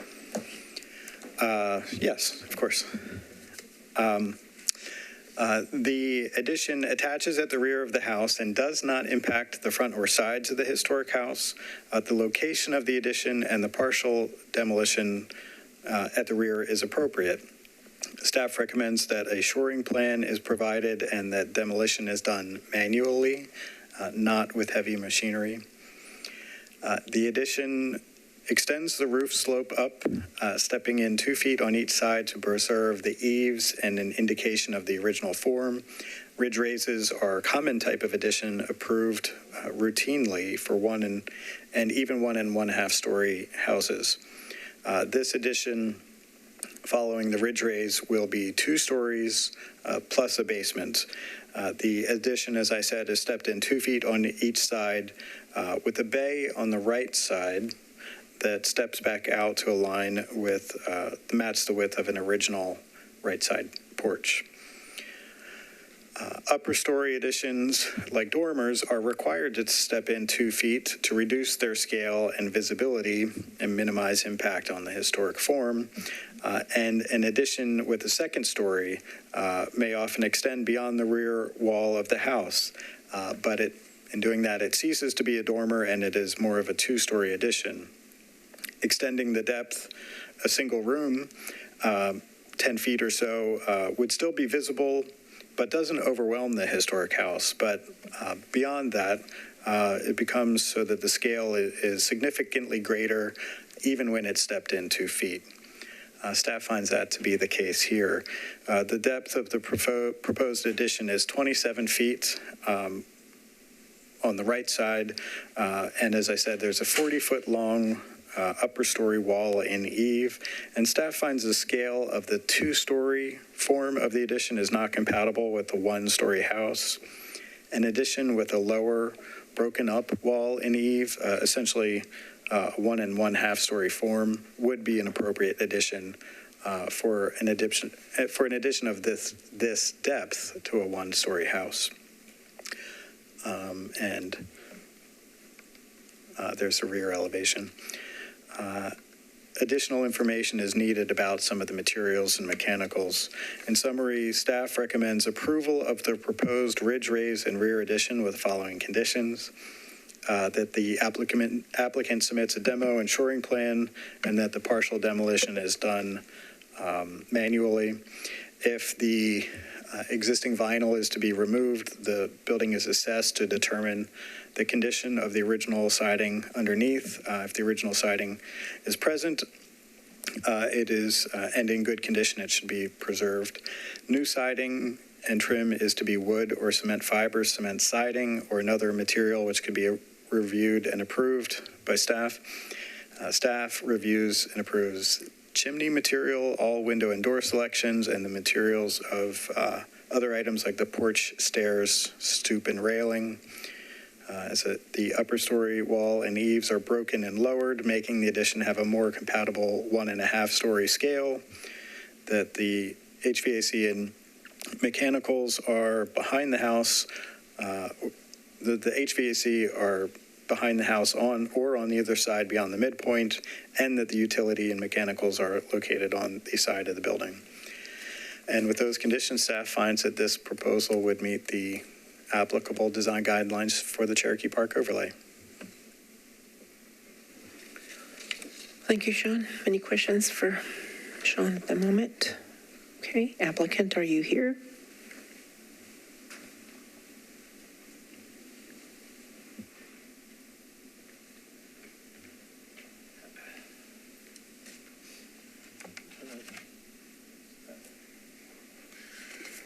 Good afternoon, Commissioners, Chair. Real quick, just introduce myself. I am the homeowner. My name is Micah Coleman. I have 3 children live with me there roughly half the time. I moved to Nashville 11 years ago and built a home with my family on Leonard Avenue. Worked with Ms. Ziegler and the staff and the commission in the construction of that and the woodland overlay, and gained an appreciation for the work done here, as well as the impact that certain construction can have on the neighborhood and the desire to keep that intact. When I got divorced, it was important for me to stay within the neighborhood, within walking distance for the children to go back and forth. Additionally, within walking distance of the synagogue, which is on West End. And despite the high cost of the neighborhood, it's very important, and I'm very committed to staying in the area for that reasons, as well as because of the feel, the walkability, the safety in the neighborhood, and a lot of that is due to the work that's done here. I purchased this home on Cambridge Avenue last January, so about 17 months ago. It's not the least bit in good condition, and it's been, just saying this, it's been a personal challenge for me, the length of this process to get things going, to fix it up, and it's definitely quite a tight fit for the family.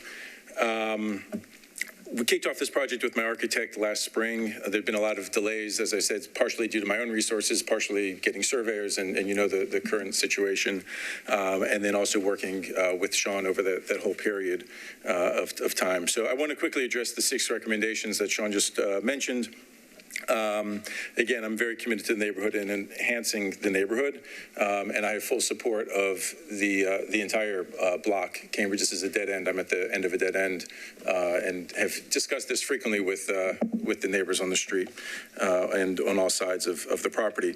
And lastly, as far as opening, I'd like to say that I really have appreciated the help from Sean and the staff through this process. For the most part, have incorporated all of the suggestions and ended up with a better design for it. And I do believe this is important. So very quickly through the easy ones. Recommendation 1, I've just passed out the demo plan. It will be done manually without heavy equipment. And the shoring plan, I have an engineer who is on retainer pending today's decision to go ahead and wrap that up. I've also attached some drawings. I've already gone ahead and shored up the foundation from the inside at some significant expense to make sure that it's prepared for this. That's replacing the cedar with steel, as well as redigging by hand the foundation. And you can see it was quite a project to do that. So very committed to maintaining the integrity of the original structure here. As far as recommendations 2 through 4, absolutely no problem. Of course, I will work with Sean and the staff to use the proper materials. If there is good siding underneath, that would thrill me. I really do want to preserve all of that. I'm going to skip 5 and come back to the end. Number 6, not to waste too much time, I do agree to follow this recommendation if I move the HVAC. Currently, the HVAC is on the side of the building, but forward of the midpoint, but not visible from the street because of the porch and sunroom. So I don't want to waste too much time on this. I only ask for leniency to keep it where it is if it doesn't need to be moved. If it does need to be moved or enhanced, it would be done according with staff recommendation.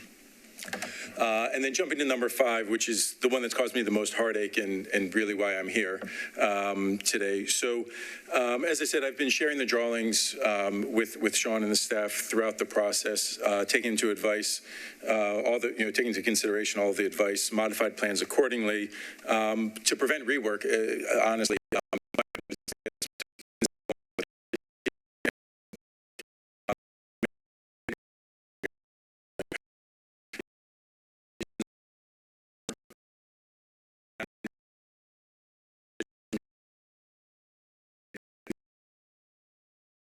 him some heartache, but the extent of it, I think, was not clear to me, and I did not expect that we would be here at this point.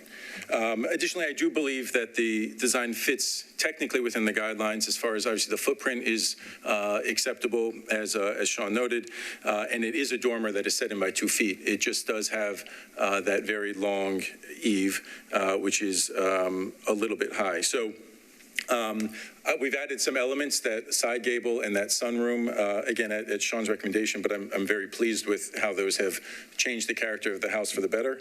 But there's very little else I can do to the design to lower that eave that wouldn't destroy my upper level floor plan. And I can talk about why, some of those implications later if you have questions about that. But I've spent a lot of time trying to understand Sean and the staff's desires and kind of mitigate those against the floor plan. There's not much I can do. As you see, the recommendation reads, breaking up the lower level eave line and upper story to give a more compatible scale. But without the hard guidelines, and exactly how much and what needs to change, I hesitate to invest too much more with my architect.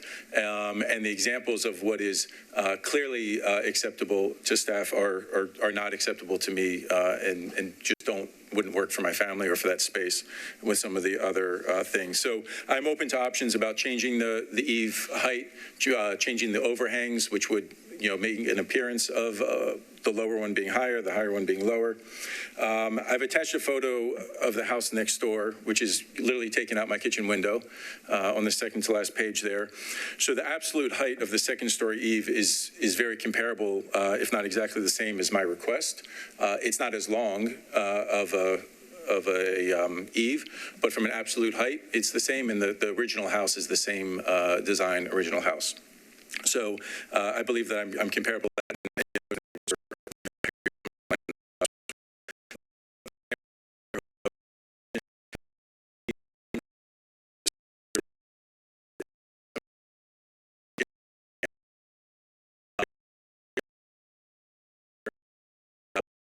Those were acceptable. Perhaps it was timing related before the overlay, or perhaps there was some other exception. But I believe that mine would be enhancing the neighborhood significantly more than some other examples in the neighborhood are.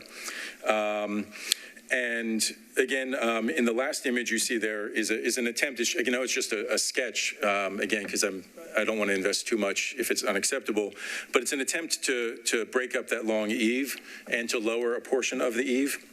Again, I don't know if that's sufficient to meet the staff's recommendation, because the recommendation is just to kind of make it better and not specifically, do this. I believe that that's helpful. If it's not helpful enough, I'm good either way. Obviously, I'm very content to take the current plans and run with them. If adding those, I don't know if they're technically dormers, but they at least mimic dormers, would help break up that eave. And again, that lowers the eave height in between the windows by a foot or two. Then we could discuss that. But my hope here is that you approve the plans as I've submitted them, with the condition that I would say meet staff recommendations 1 through 4 as initially discussed, and number 6 with that caveat. Okay, thank you very much. Any questions to the applicant? Okay, thank you. We may have some later. Thank you. Open public hearing. Close public hearing. Discussion.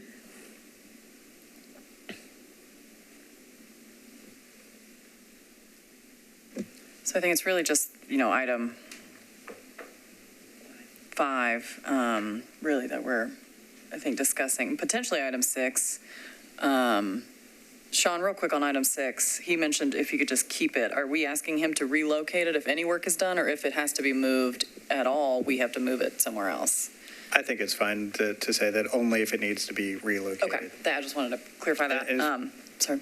I didn't realize that it was not visible where it is currently. And I think, as Mr. Coleman explained, it's in this picture, but you can't see it. So that location is probably fine regardless. Sure. Okay, great. Just wanted to make sure we had that one buttoned up. But then really, I guess just, discussing number 5.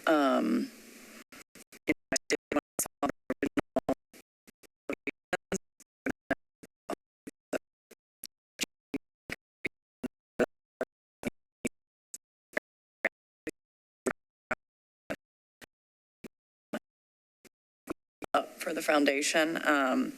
But, it did originally just read as like a 3-story back to a 1-story home.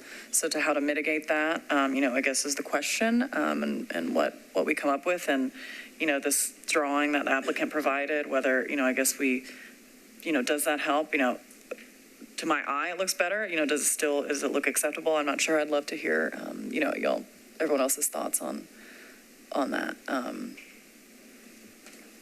for some guidance.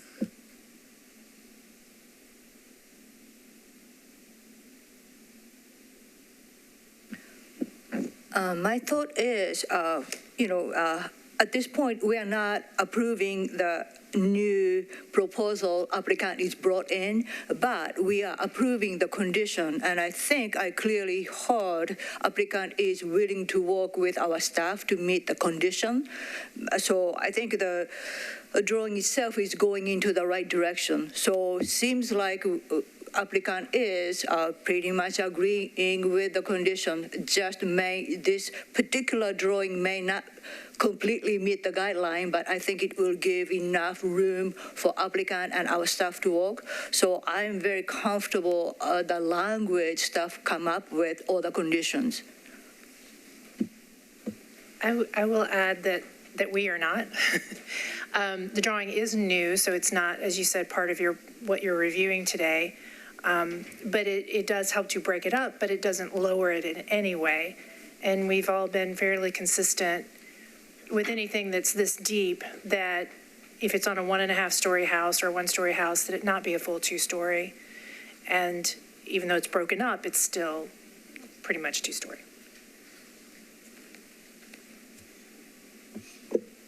Yeah, no, I'm in agreement with the staff recommendations. I know the sketch provided is not really part of this application, but it is not lowering it to a 1.5-story form. It's still a 2-story form. And it's a 1-story house. So I feel for the applicant and the hardship of trying to add on what you want to add on, but we've been really consistent about the size of additions to 1-story houses.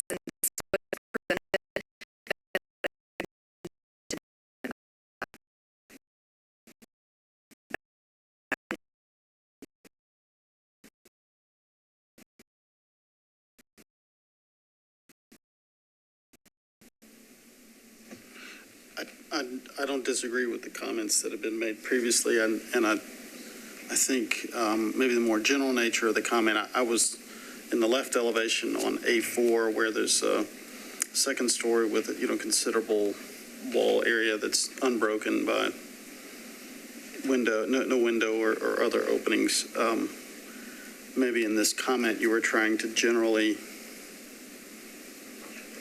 instead of getting into the specifics of that, it really was more of a general commentary of perhaps something that looked more like a cross gable form in the back might still contain the same amount of roof area, or I don't know if what specifically the staff was referring to, but I think I don't have anything to add in terms of if the eave heights are. They are what they are in the drawings, even in the modified. Bringing them, the appearance of it as a more appropriate to a 1-story house is that doesn't answer that question or commentary on the design.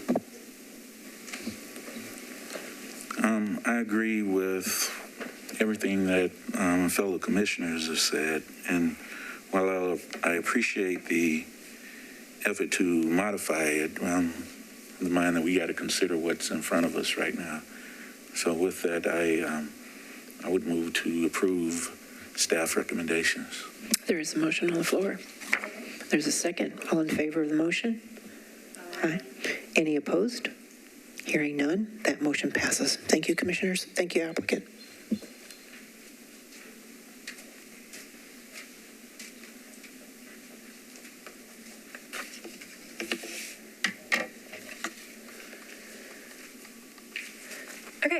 Next is 114 Lauderdale Road. This is an application for infill and an outbuilding. A demolition permit has been issued for this.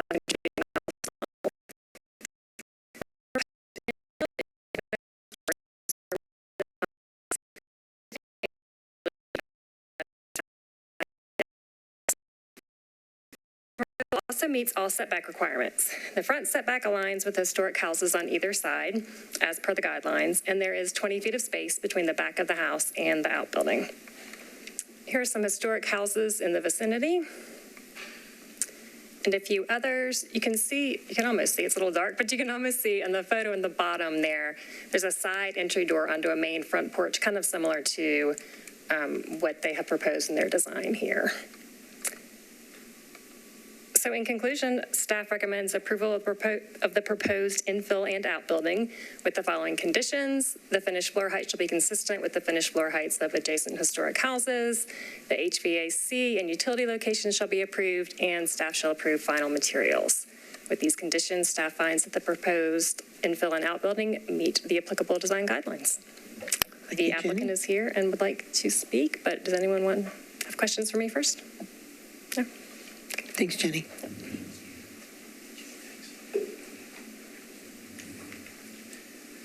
Commissioners, Chair, it's good to see all of you again. Usually I'm in another forum when I'm up here talking to you. My wife and I are moving back to Nashville from our farm. We've had this property in our family for, 30 years plus. I bought it from my parents about 15 years ago. It's been a rental property. Our architects in the neighborhood, I went to school a few steps away. I've lived in Nashville all my life, and we've done our best to work with the community. I really want to thank Jenny. We wouldn't have thought about that porch if it wasn't for her.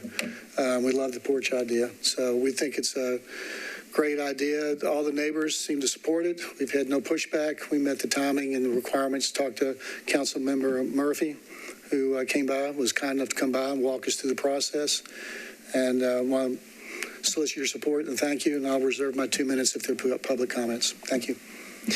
Mr. Applicant, you just a general comment for your project as the infill seems like a really good mix to the neighborhood in historic context. So anyway, thank you. Open public hearing. Hi, I'm Laura. That's my dad. We look alike. I am obviously in support of this. I think one of the amazing features of it is that the outbuilding, the upper floor, is intended for my older sister, Katie, who is autistic and works at Publix, which is right down the road. So it's a really great, age in place. And when they're eventually gone, she'll still be there. My brother and I will handle the house part. So just wanted to add that. Thanks. Thank you. Anyone else? Thank you for those comments. Okay, close public hearing. Commissioners? I just want to say to the applicant how much I love this project. And it's just, it's so great to see a stone and masonry house come through here. I really love it, and I just want to commend you for it, especially in this neighborhood where that is so prevalent, and that is fitting with the context. So I just... I think it's a great project. I mean, I love a 50s rancher, but, this is better, obviously. So with that, with no other comments from staff, just regarding 114 Lauderdale Road, I move for approval with all staff recommendations. Motion. Second. All in favor? Okay. Any opposed? I don't think so. Yes, thank you very much. Again, it's just one of those rare, really, we see a lot of projects, and to have it in scale as well, and not to enlarge something, expansive. So again, great job. Thank you. And following the design guidelines as well.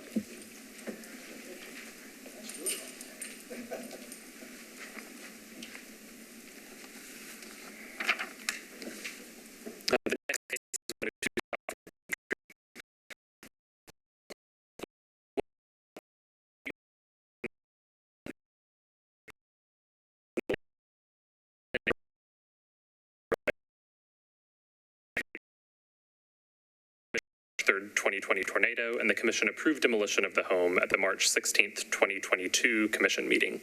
The home has since been demolished and cleared from the site. The applicant proposes to construct a 1 1/2 story infill on the now vacant lot at 102 South 14th Street. The proposed infill meets all base zoning setbacks. A future DADU is shown on the site plan as well, but this is not part of this review. Staff finds the proposed infill meets all guidelines for building form, roof form, dormers, orientation, siding, building type, setbacks, vehicular storage, and proportion and rhythm of openings. Staff finds the known materials are appropriate, but additional information is needed on other selections. With staff review of the final material selection for foundation materials, cladding, porch elements, windows, doors, and side elements prior to purchase and installation, staff finds the project meets Section 4 for materials. Staff recommends approval of the project with the following conditions. The finished floor height be consistent with the finished floor heights of adjacent historic houses to be verified by Image ZC in the field. Staff approve all material selections for foundation materials, cladding, porch elements, windows, doors, and side elements prior to purchase and installation. 4-inch nominal corner board shall be at the face of each exposed corner. Double and triple windows shall have a 4 to 6 inch mullion between them, and the location of utility meters and mechanicals shall be reviewed prior to an administrative sign-off on the building permit, if located anywhere forward of the midpoint of the house. With these conditions, staff finds the proposed infill meets Sections 4, materials, and 5, new construction infill of Part 1 of the Lachlan Springs East End chapter of Part 2 of the design guidelines for the turn of the 20th century districts. I can take any questions, and I believe the applicant is still here if you have questions Joseph, for him. any questions at the moment? Okay, thank you. Thanks. Mr. Allard Ward?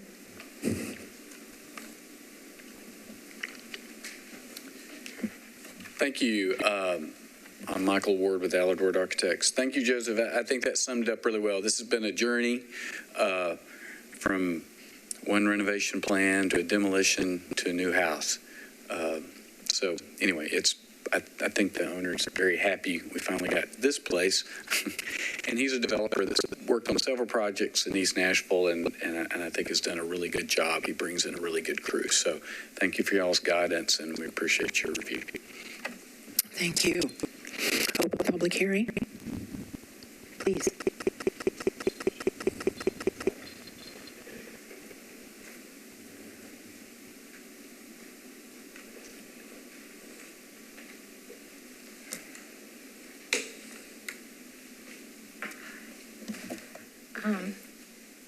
Hello, everyone. Bear with me. It's really difficult for me to be here today. My name is Sarah Walton. I am a Nashville native, highly graduate of Harpeth Hall and Vanderbilt. I purchased the home 100 South 14th Street in 1999. And I'm here today just out of concern about the historic character of South 14th. Personally, I purchased my home because I wanted to live in a place that was racial and economically diverse. And I think everyone here understands how the 5 Point neighborhood is being, has been transformed in the past 2 decades. I find it a tragedy that a still fairly affordable house on South 14th, which is a house characterized by a working poor heritage, smaller homes, less desirable homes, that is being replaced by something this big and this expensive. The house will be extremely different than before, twice the size. My partner and I, the tornado was devastating, and we are blessed to have been able to move back into our home last October. When we began our rebuilding renovation process, we used common sense to realize that a 120-year-old home, we were going to find lots of problems. Is there any way I can get a few more minutes? Yes, please. Okay.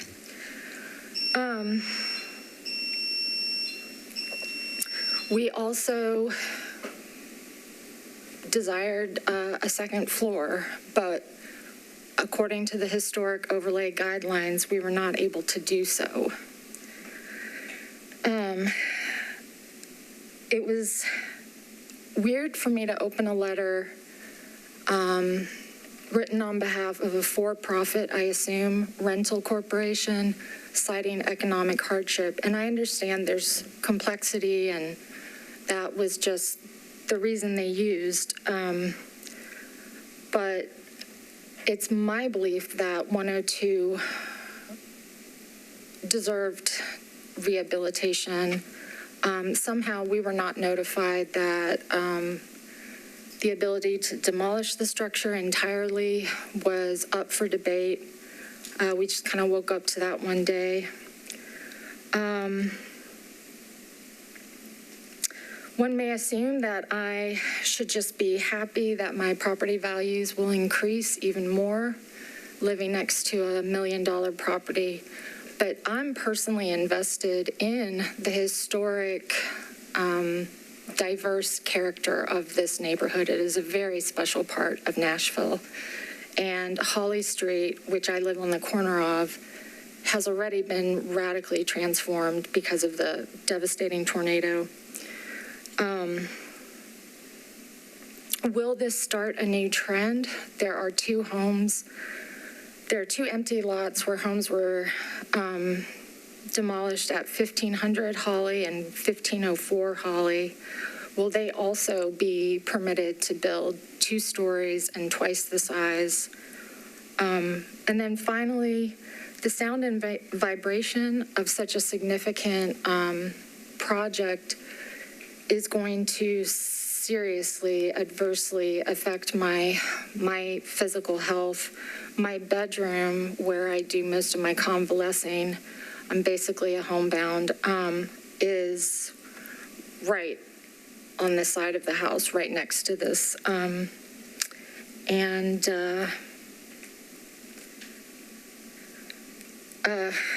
am, being a fully and severely disabled person, hindered in my ability to take out mortgage loans and credits. My partner is of a working poor background.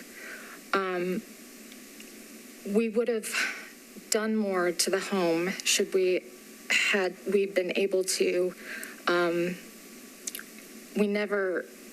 It never crossed our mind that any of these homes in this overlay would be allowed to be demolished.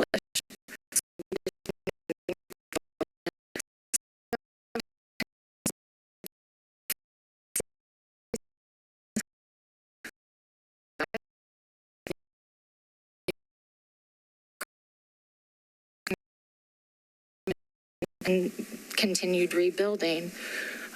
We did not receive a dime from FEMA or SBA. In fact, we had to accept charity from a religious organization in town to complete our project, which is, not a fun thing to do, I guess you could say. And so zoning, business zoning, all that kind of stuff is not your purview. But South 14th has genuinely been a historically working class, more affordable, more accessible street. And I just beg you guys, when you're thinking about the historic neighborhood of this historic characteristics of these neighborhoods, to keep that in mind. And that's all. Thank you guys very much. We thank you for your comments. Appreciate it. Okay, any other public comments?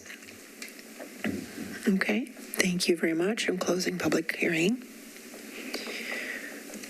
We'd say also, just to disclose, we saw this. I did. I went to the site before it was demolished as a disclosure. So I will start. Ms. Walton, really appreciate your comment. And as a history commissioner, we do not take demolition lightly, none at all. Our mission is preserve. This particular house, it started with addition and rehabilitation of the original historic house, and then addition. And actually, this applicant started with shoring plan and addition. So in the middle of the construction, unfortunately, it was discovered foundation was more than they thought they could handle. So we, as a commissioner, I am a person went to the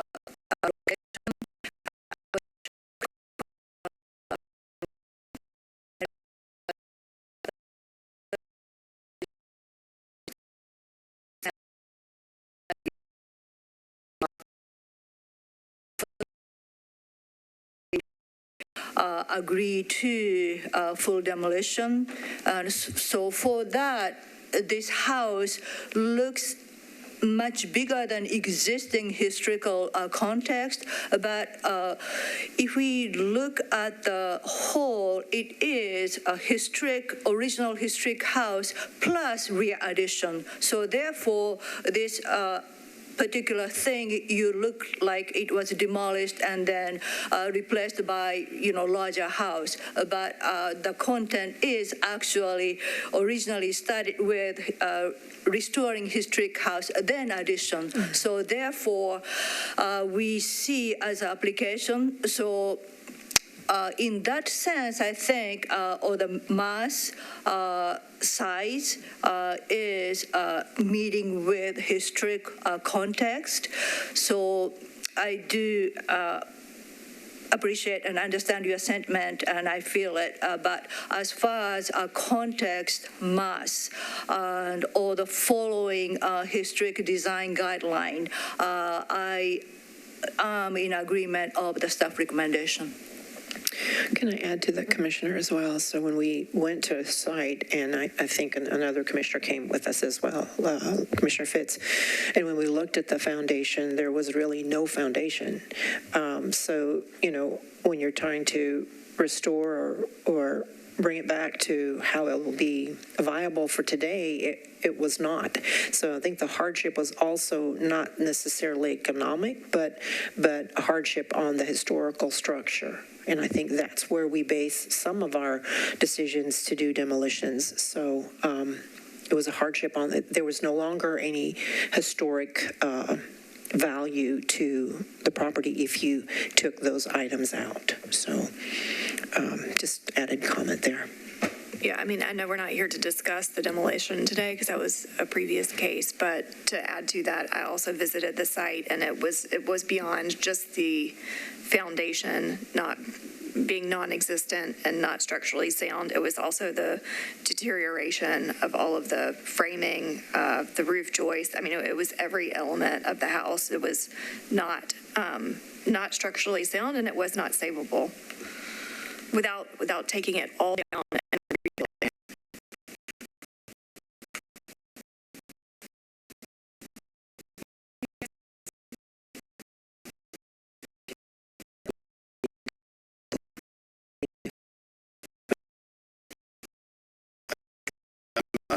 Retrading on the demolition, well, we're not retrading on it, but I appreciate the further explanation or observation there, and I'll say with respect to the design and reviewing the drawings within the guidelines for 102 South 14th, I'm in agreement with staff's evaluation that certainly is an appropriate infill and meets the guidelines as far as my review goes.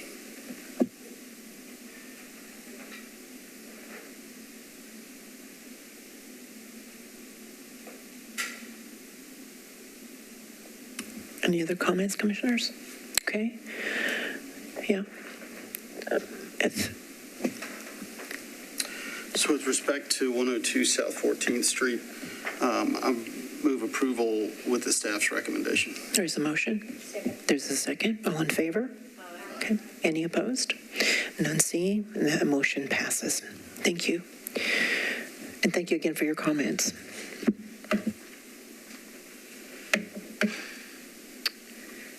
All right, this is an application to construct infill at 1605 Benjamin Street. Staff administratively issued a permit to demolish the existing non-contributing house, which was constructed circa 1949. The existing house's date of construction and design are not consistent with the historic context, and therefore the house does not contribute to the character of the Eastwood Neighborhood Conservation Zoning Overlay. The infill meets all setbacks and is shifted to the left of the lot to accommodate a driveway since alley access is not available. The site plan shows the location of a future outbuilding that is not included with this application. The plan does not include a front walkway, so staff would recommend that one be shown prior to permitting. The infill is 1.5 stories with heights and width that are appropriate for the historic context. Here are the side elevations.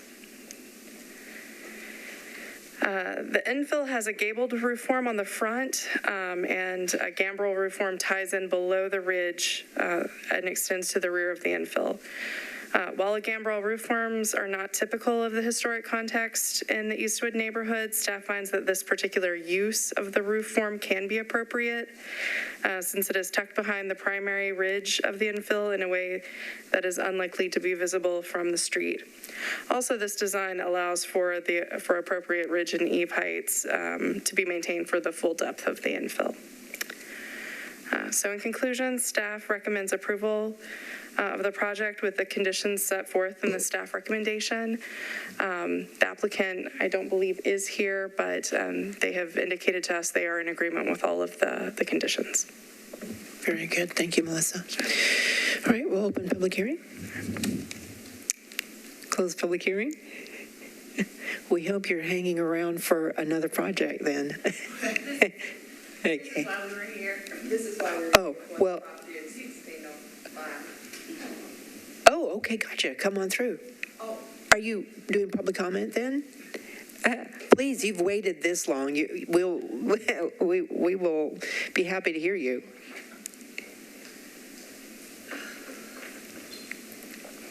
Madam Chair, if we could reopen the public hearing. Oh, did I say that? Thank you. Okay, I did close it, so, yeah. Right, because she did it. Did I close public hearing? Okay. All right, thank you. Thank you for reminding me. It's going to be a joke between us, I think. Right, opening and closing. Anyway. Good afternoon, everyone. My name is Miranda McDonald. And I'm Darlene Carver McDonald. And we've been at 1603 Benjamin for 28 years. 28 years. And so we're looking forward to the new build there at 1605. Mm-hmm. And we welcome, because, I mean, we've looked at the renderings. We did look at the renderings, so. We are happy to be here. We wanted to meet the owner. Yeah, and the applicants. That's why we came. That's why we came, because we've not met them. Yeah. So, it's okay.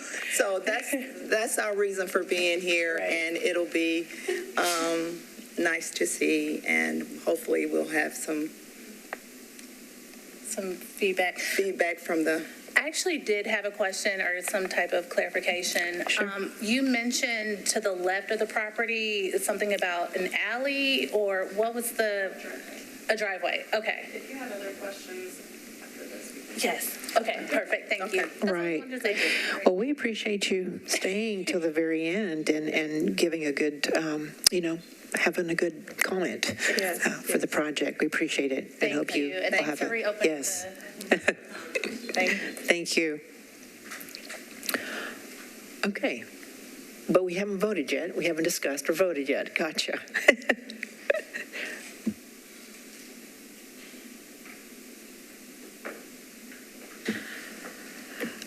With regards to 1605 Benjamin Street, I would like to move for approval of staff recommendations. There's a motion. Second. All in favor?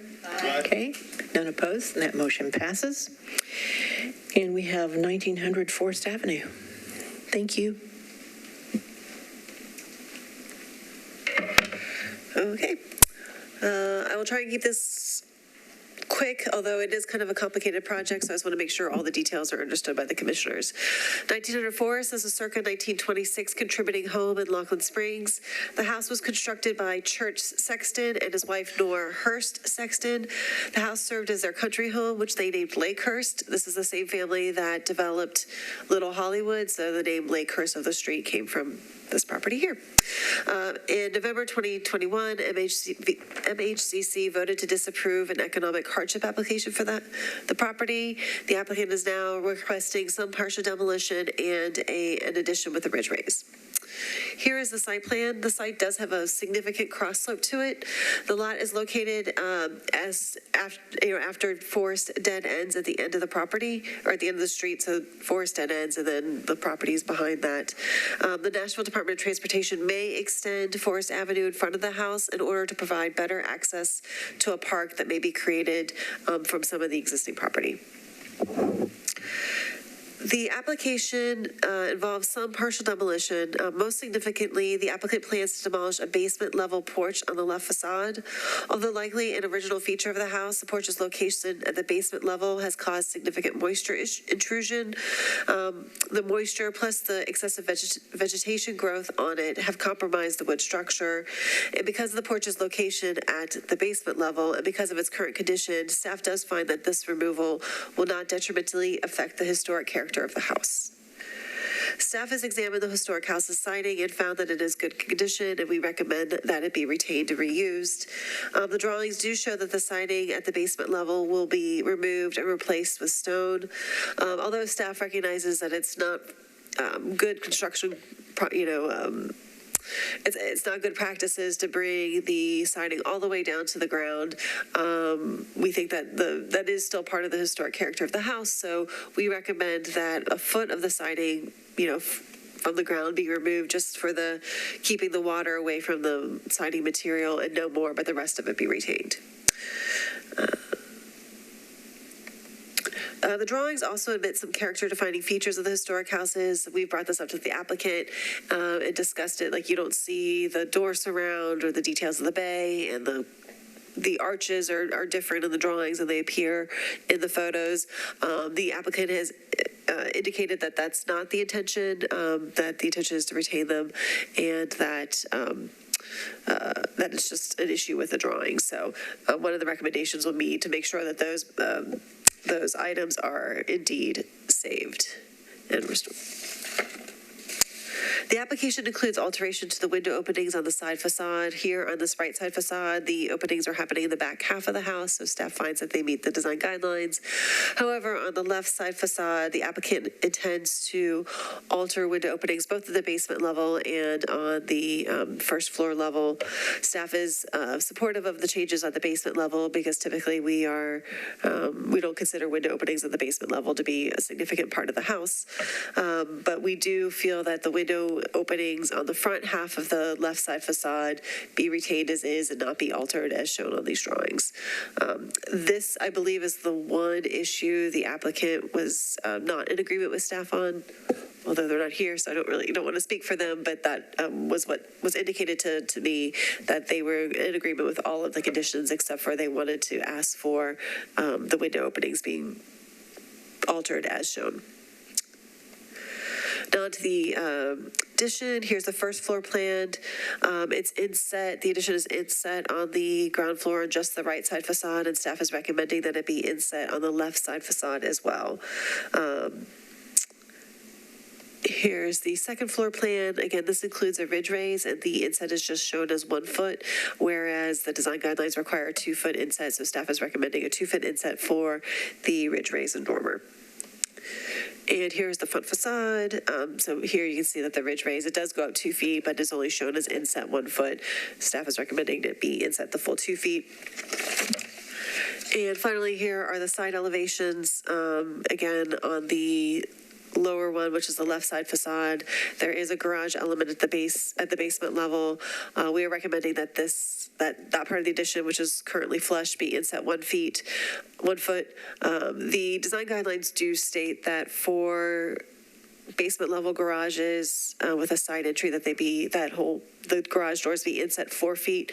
But staff finds that instead of just 1 foot would be appropriate here. The reason for the 4 foot was to kind of tuck it in more and make it less visible from the street. But in this case, there is no street. There won't be any visibility from the street. It's at a dead end. You won't really see it as much from a public thoroughfare.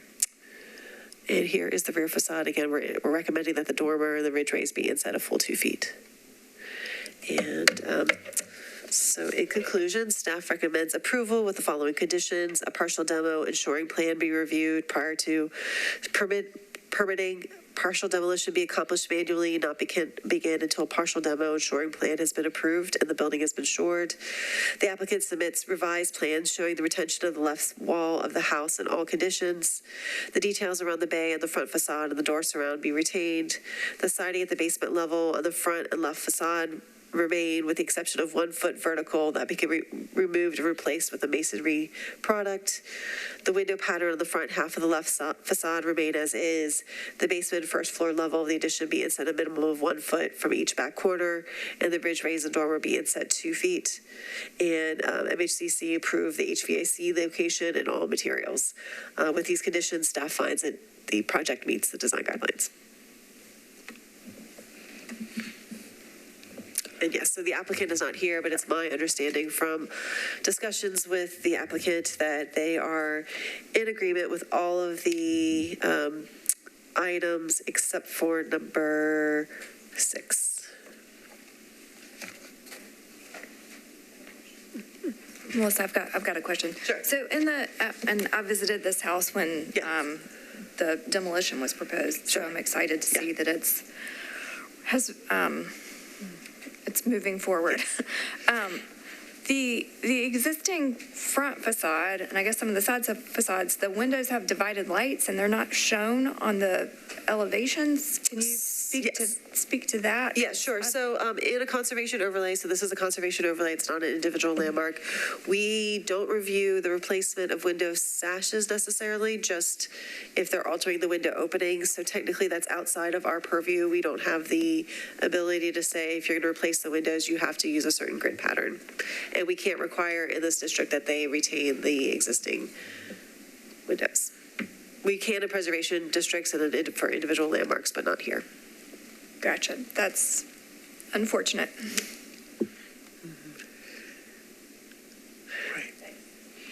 And when, the number 6, just to see what it is, the left side facade, which elevation is that? So it's right here, if you want to look at it. So the changes are, there's like 1 window towards the front. They're kind of shifting that window opening over and then creating a new window opening on that side. Generally, for side facades, staff is supportive of alterations of the front half, a little more flexible in the back half of the house.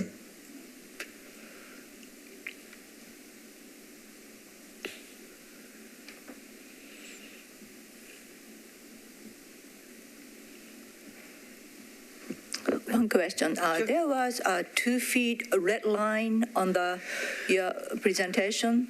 Yes, so that came from the applicant. That's part of their submission. So they did not have time to redo drawings after I got them comments. So we are requiring that the upper level be inset 24 inches or 2 feet. The ground floor, we're just requesting 1 foot. If they wanted to inset at 2 feet, that is great as well. But we are just recommending an inset of 1 foot on the ground floor and 2 feet on the upper level.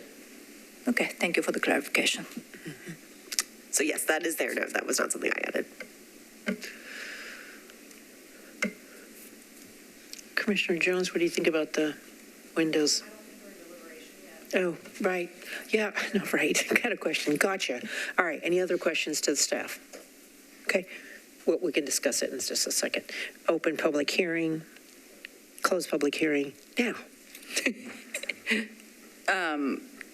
Yeah, I was just curious again which wall it was and what it was the difference, but I'm in agreement with Melissa on that since it's on the front side, that's pretty consistent that we've done that, so I don't see a reason to change that.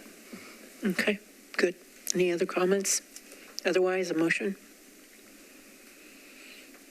Commissioner? Go for it.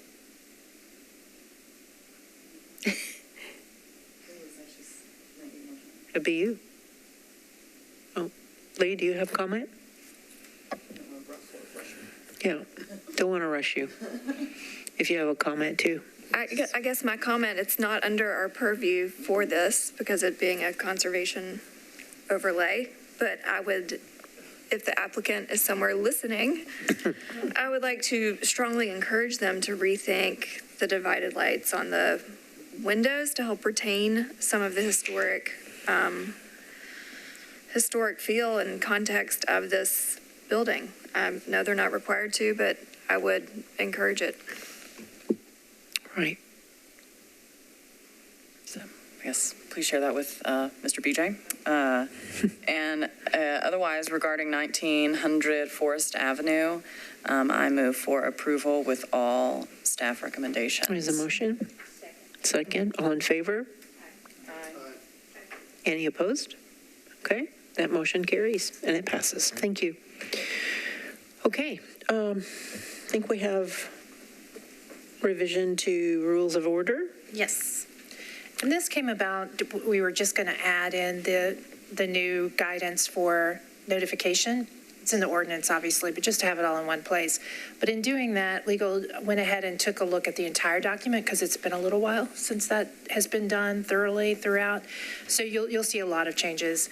Minor revisions include reorganization, renumbering, new headers, rewording for clarity, the addition of references to local and state legislation, grammatical corrections. There are also some typos we have found since sending you the one document. I won't go through those because we'll just correct them. They don't make any changes.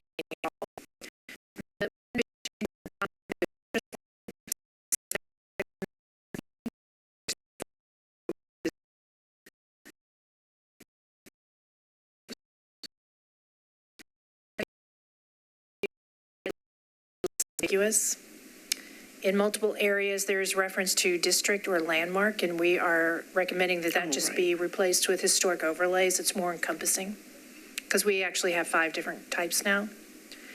Changes to 6F make it clear that once the public hearing is closed, commissioners can still call on others to answer questions. You can call back staff, you can call back the applicant, you can call back the public, whoever you want. Yeah, we did that today. You did that today.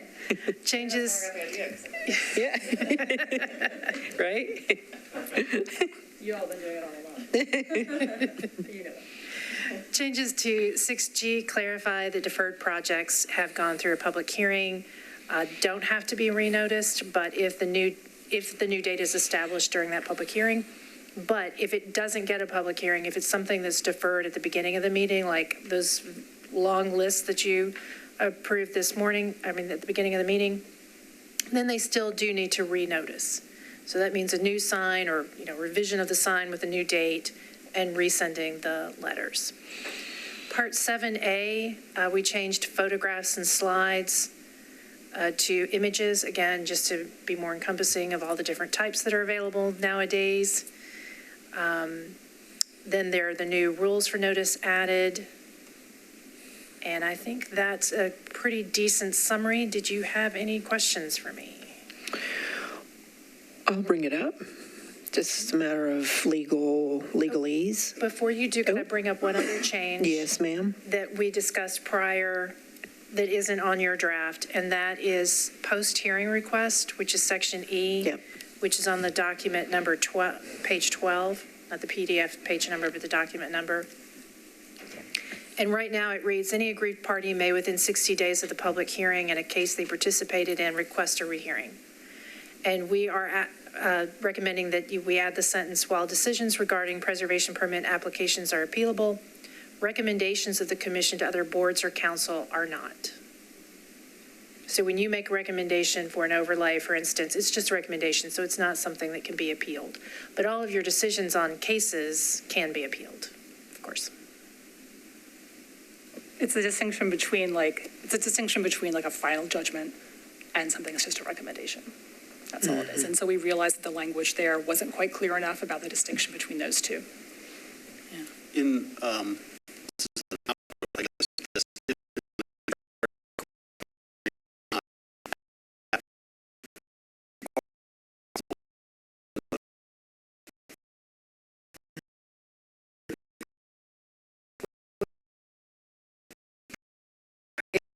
So the rehearing would come to where?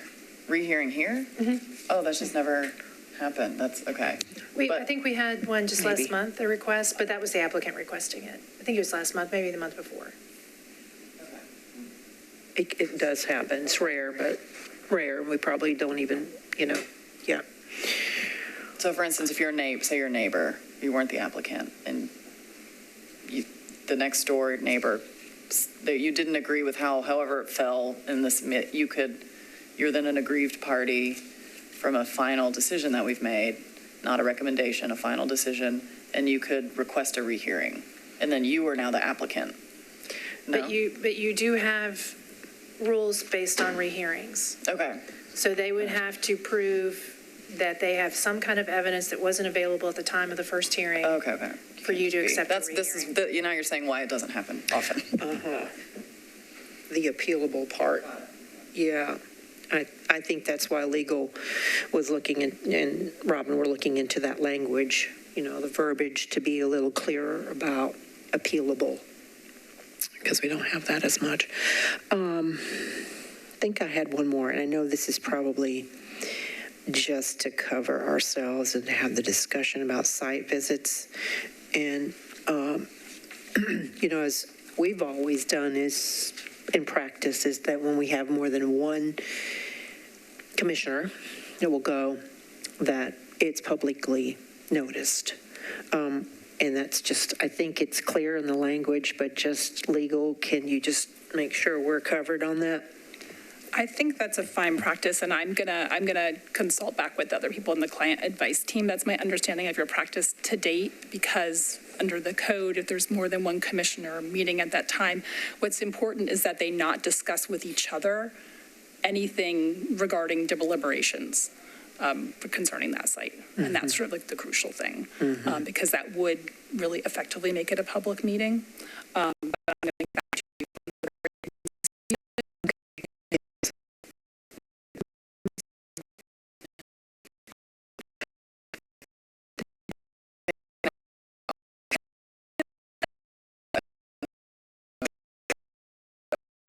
I don't think we did, but we learned from that. We won't do that again. As long as it has nothing to do with the deliberations and there was no quid pro I think the quo check there, was written. then It all got, but it was a learning moment for me. It was a learning moment. Absolutely, it's a learning moment. Right. Meals available.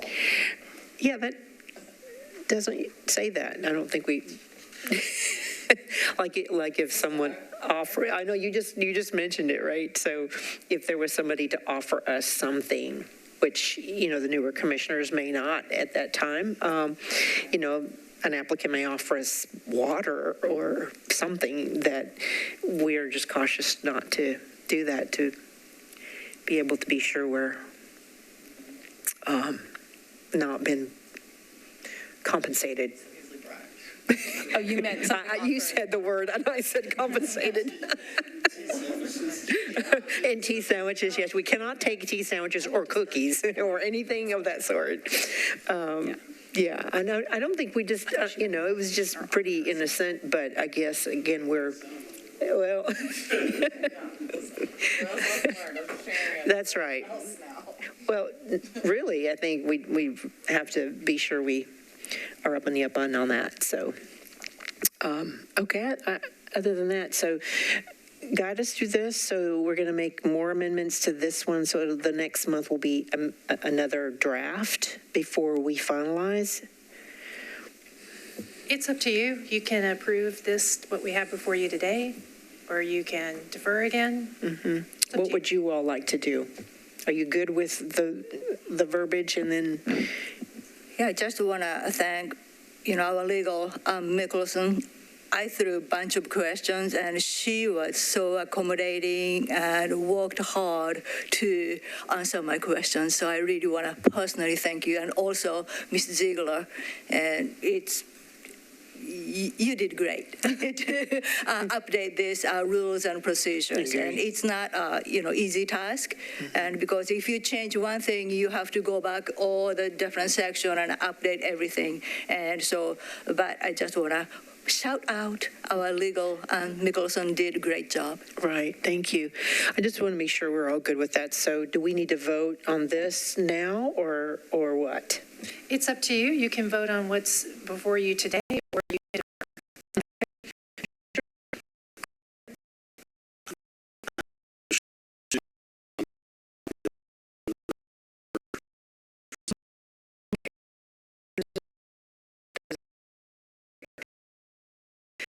Opposed? All right, we're good to go. Thank you very much. Are we adjourned? One quick thing, I do want to remind you that next month you'll be voting on officers for the next 2 years. We do it every 2 years now. Thank you, Ms. Ziegler. Staff, always, thank you. Don't say no. Thank you, staff. Thank you, IT. Just one more thing. It says June 18th, but it's June 15th, so we should be here on the 15th. June 15th.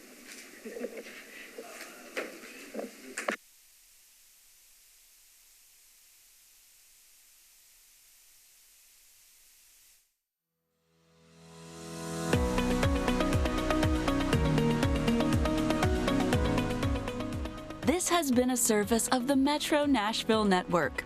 If you would like to see this presentation again, or for more information on this and other programs, visit nashville.gov.